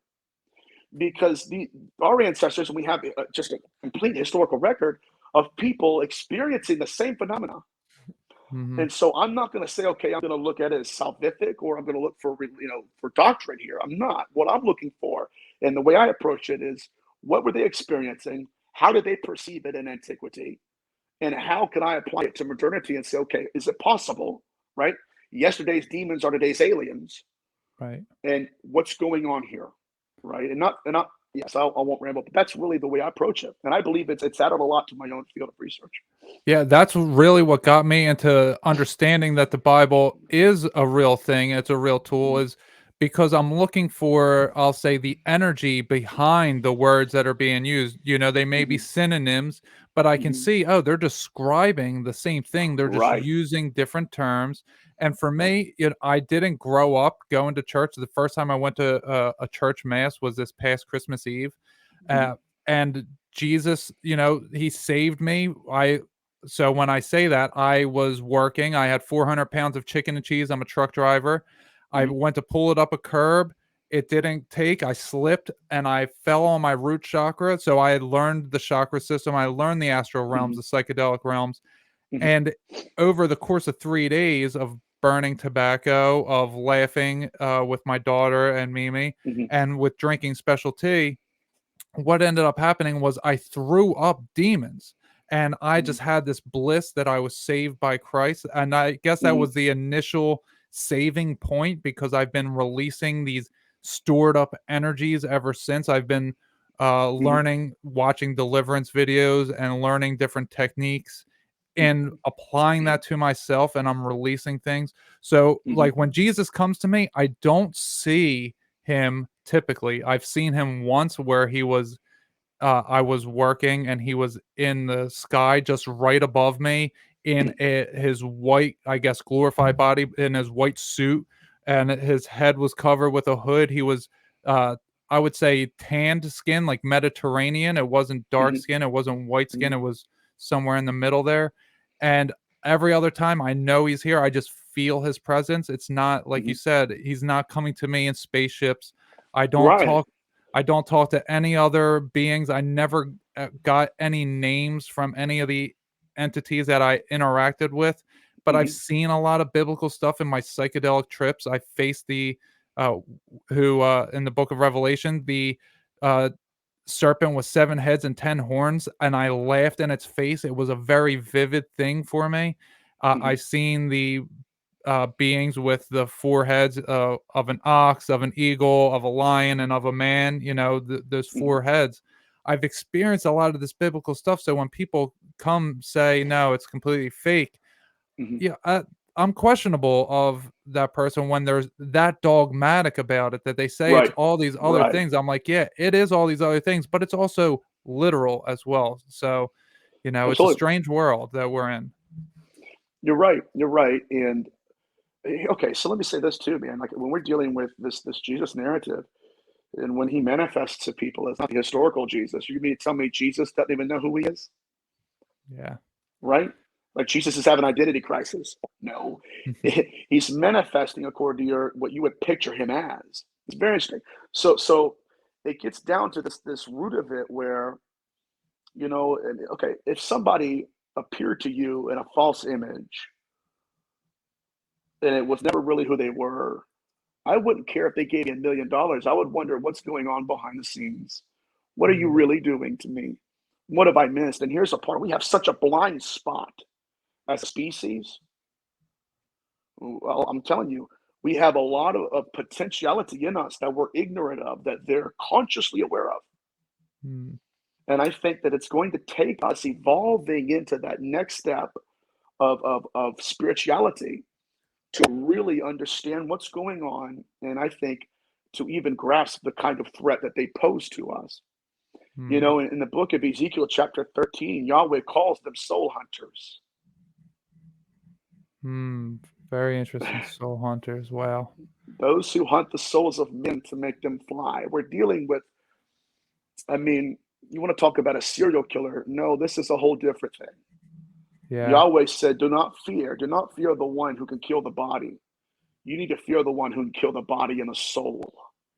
He's referring to himself. He's not referring to his enemies. So whatever's going on, I believe that they have we would call killed people, to where they've captured the soul of individuals.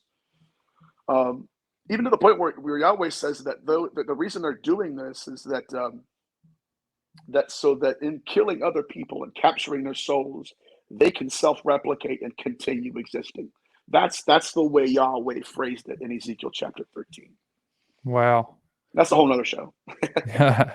And another interesting thing that happened to me in a meditation was this was right after Jesus, or no, right before I was saved by Jesus. I was meditating and my head was lifted up and YHWH was inscribed on my throat. And at that point, I wasn't a believer. I wasn't looking into the Bible at all. You know, that was something that was like, whoa, Yahweh was just inscribed on my throat. At that point, I thought it was some Anunnaki, you know, that was just named that. So when you talk about Yahweh, I feel a power coming out of you in a way that it feels similar to when I talk to people about Jesus, their strength and belief in him, and others with Enoch. You know, there's just this strength that I feel from someone when they talk about a name. So you said something in another podcast that I heard that you said, what if, what, like we were saying earlier, these are copies that they're impregnating these women, going in them as to become that right. So what if Yahweh did that with Jesus? Is that Oh yeah, I 100% believe that. Very good point. I've been talking to my dad's a Bible scholar, and so I was bouncing this off of him too. So if we're looking at Genesis 6 through the ancient lens, we see that the invisible, the apparition, wanted to be made visible in the body. Now, Christians teach that as oneness theology. The Son is the Father is the Son. right? So what I believe what Yahweh was doing is he was performing not this. I don't know if he was the same thing, because we don't know where the seed was that he put into Mary. We don't know. We do not know where that came from. But what I would say is that absolutely, he knows the game they're playing, and it's a chess match. Like there was one guy, his name was Martin Buber. He said that God speaks a word and steps into it. And so that's why when the theologians say the word was made flesh, why? He spoke the word as Yahweh, stepped into it as Yeshua. The word was made flesh and dwelt among us. So whatever game they're playing, I believe he is aware of. Yeah, wow. That's greatly interesting. You know, I've had this idea that maybe Enoch came back. Now, I don't even want to say come back, because it's not a reincarnation thing, because he never died. He was just taken. That maybe he was trained in the spirit world and then was transferred into as Jesus, as Yeshua. I'm sorry. Abducted. No, not abducted. That God just lifted him out, raptured him essentially, and then trained him in the spirit world because of how loyal he was and how great of a servant he was, that then he was trained in the spirit world. So, okay, now you're going to go back and you're not only going to do that, but now you're going to pull demons out. Now you're going to have a whole new mission as Yeshua. Have you had any thoughts about that possibly? I don't know who he became, but at the same time, I don't believe he stayed Enoch. Right. You know what I mean? Because people like that, is even like with Samuel, when Samuel died, he evolved into what's called an Elohim. When Saul went to the witch of Endor, which that's a really bad term for her, but she said, "I see a God coming out of the earth." That's the English translation. In the Hebrew, she said, "I saw it, Elohim." Now, Elohim is a name for God. Right. You know, so I don't know who Enoch became, but I would think that if Samuel died and became an Elohim, that if Enoch never died, he became something far greater. Think of Gandalf the Grey, right? So now he's just like, okay, you know, he's changed, and yeah. So I don't know who he became, but he's no longer. That's what he said. He was no longer. No longer what? You know what I mean? Yeah, 3 Enoch, written by a Jewish rabbi in between 90 AD and 200 AD, actually encountered Metatron in the spirit realm in heaven, and he asked him to show him who he used to be, and he showed him he was Enoch. Right. So that's greatly very interesting. possible. Yeah. Yeah, the ability to die and evolve. There's an Indian Orthodox preacher. He's dead now. His name was Viran Ash. He had a master's degree from Harvard Divinity, but he said, when you die, you multiply. Ooh. And so he was a bad dude. He spoke 7 different languages. But Yes, and he talks about how when Jesus died, he multiplied. As long as he was embodied, he was one spirit and one body. But when he died, his spirit left. And then that's theology. But I talk theology with you guys. I don't talk theology on other shows, but you guys are very open to it. I really appreciate that. Yeah. I mean, I love everything that you're all covering. angles. Yeah. We want to learn all the angles. Yeah, I don't close myself off to anything. I Right. don't claim to know anything specifically. I talk about my experience, and I throw that out there, and that's just really what I try to do is take it all in, and then I just Proverbs 3:5. I take it to God, and I have Him give me a higher understanding, and I just try not to discount anything, because every time I do, I get shown like, oh, you're wrong, you're wrong. So I really I stay with the possibilities of things, and then I piece together the clues as you see and do, when you have similar experiences over and over. Well, then, okay, I can pretty much count this as something, but I typically just try to really be open and take everything in, because like you said, I mean, that's greatly fascinating when you said the Egyptian symbol, the Jewish star, and the cross were all burned, essentially burned into this guy's skin from the inside out. That is I'll tell you what, I know we're wrapping up, I guess, but I'll say this: that is not a modern phenomenon. Matter of fact, if you go into biblical antiquity, the Old Testament, when someone had leprosy, it was not our modern Hansen's disease. It was believed to be a spiritual condition first. What I told you guys, soul and then skin, that they believed it was a spiritual condition first, and then it manifested on the skin. I won't go on that picture, but so this is really interesting. But so I don't know where you guys want to go with that. It's a really cool, really fascinating topic, that particular one is. So could that be that they had symbols on them? So when Jesus is healing someone from leprosy, those symbols are gone? Is that possible? Yeah.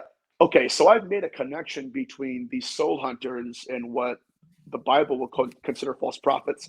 If you go into Ezekiel chapter 13, Yahweh makes a reference to a particular species of false prophets. That's who I believe these entities are. Those who have the souls of men to make them fly.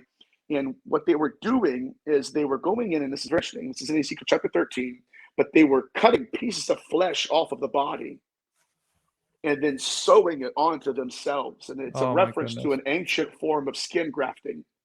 Now, this gets back into the psychology of the soul, where it's trying to self-replicate to stay alive, number one. Number two, it needs what's called a social skin, something that looks like its apparition. This is why I believe they were doing the same thing in Genesis 6 when they were trying to create second selves as children, babies, and then to step into them. Now they have a social skin to operate in this dimension. Are we talking about the Men in Black phenomena, where they appear to be like not quite humans, but wearing skin suits? I believe they're the same species. Yes. Yeah. So that's why the Apocrypha of John calls them replicas of life. Wow.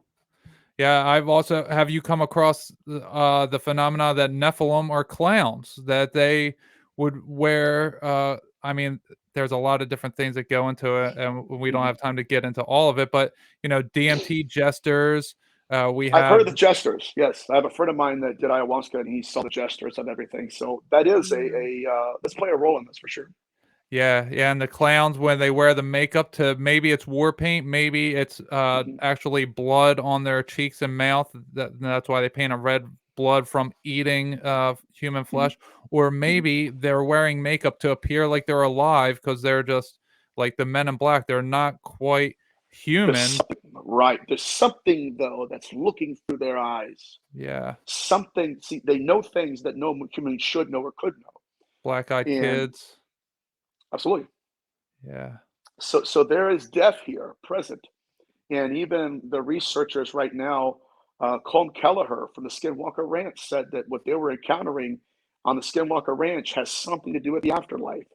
Yeah. There's something going on here. And I think that if we really want to see their footsteps in history, we need to look at the way they influenced our mortuary rites, where we had to go and bury bodies quickly, because we were afraid that their bodies would be snatched or drained from biological substances, But anyways, Well, yeah, the Skinwalker Ranch, that brings up, the jinn as the Muslims know it. And yeah, so one final question for you. Okay. My idea of what I've learned where they're coming from is the abyss. Now that and there's also, the earthbound spirits that the other side, they're here amongst us and we just can't see them. But the evil ones come from the abyss.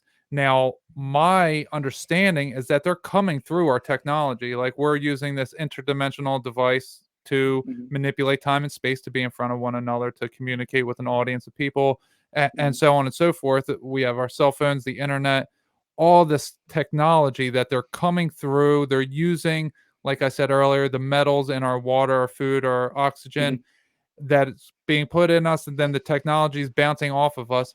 Do you think they're coming from the technology? And if you do you think the 5G and maybe Project Bluebeam have something to do with this? Definitely Project Bluebeam. I don't know about 5G. I could tell you that we have evidence in history where they would have to lean on our reality in order to manifest, right? That our laws they had to work with to manifest. So those are some rules that they have to follow. We have evidence that this is incredible, that they had the ability to pull the moisture out of the air and harden it, coagulated water, and then walk in that image to where you could see them. So I don't know about, I mean, obviously I'm afraid of the Neuralink, and I have my certain reservations about different technological advances. But I could say this much, man. I had a case, it was an incubus case, where the entity was actually challenging the husband. It was calling the husband at nighttime, answering its own phone call, pushing speaker on the phone, and then communicating. Come over here, talk to me.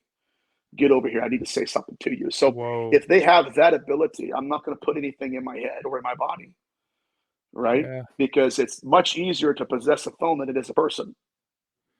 Yeah. Wow.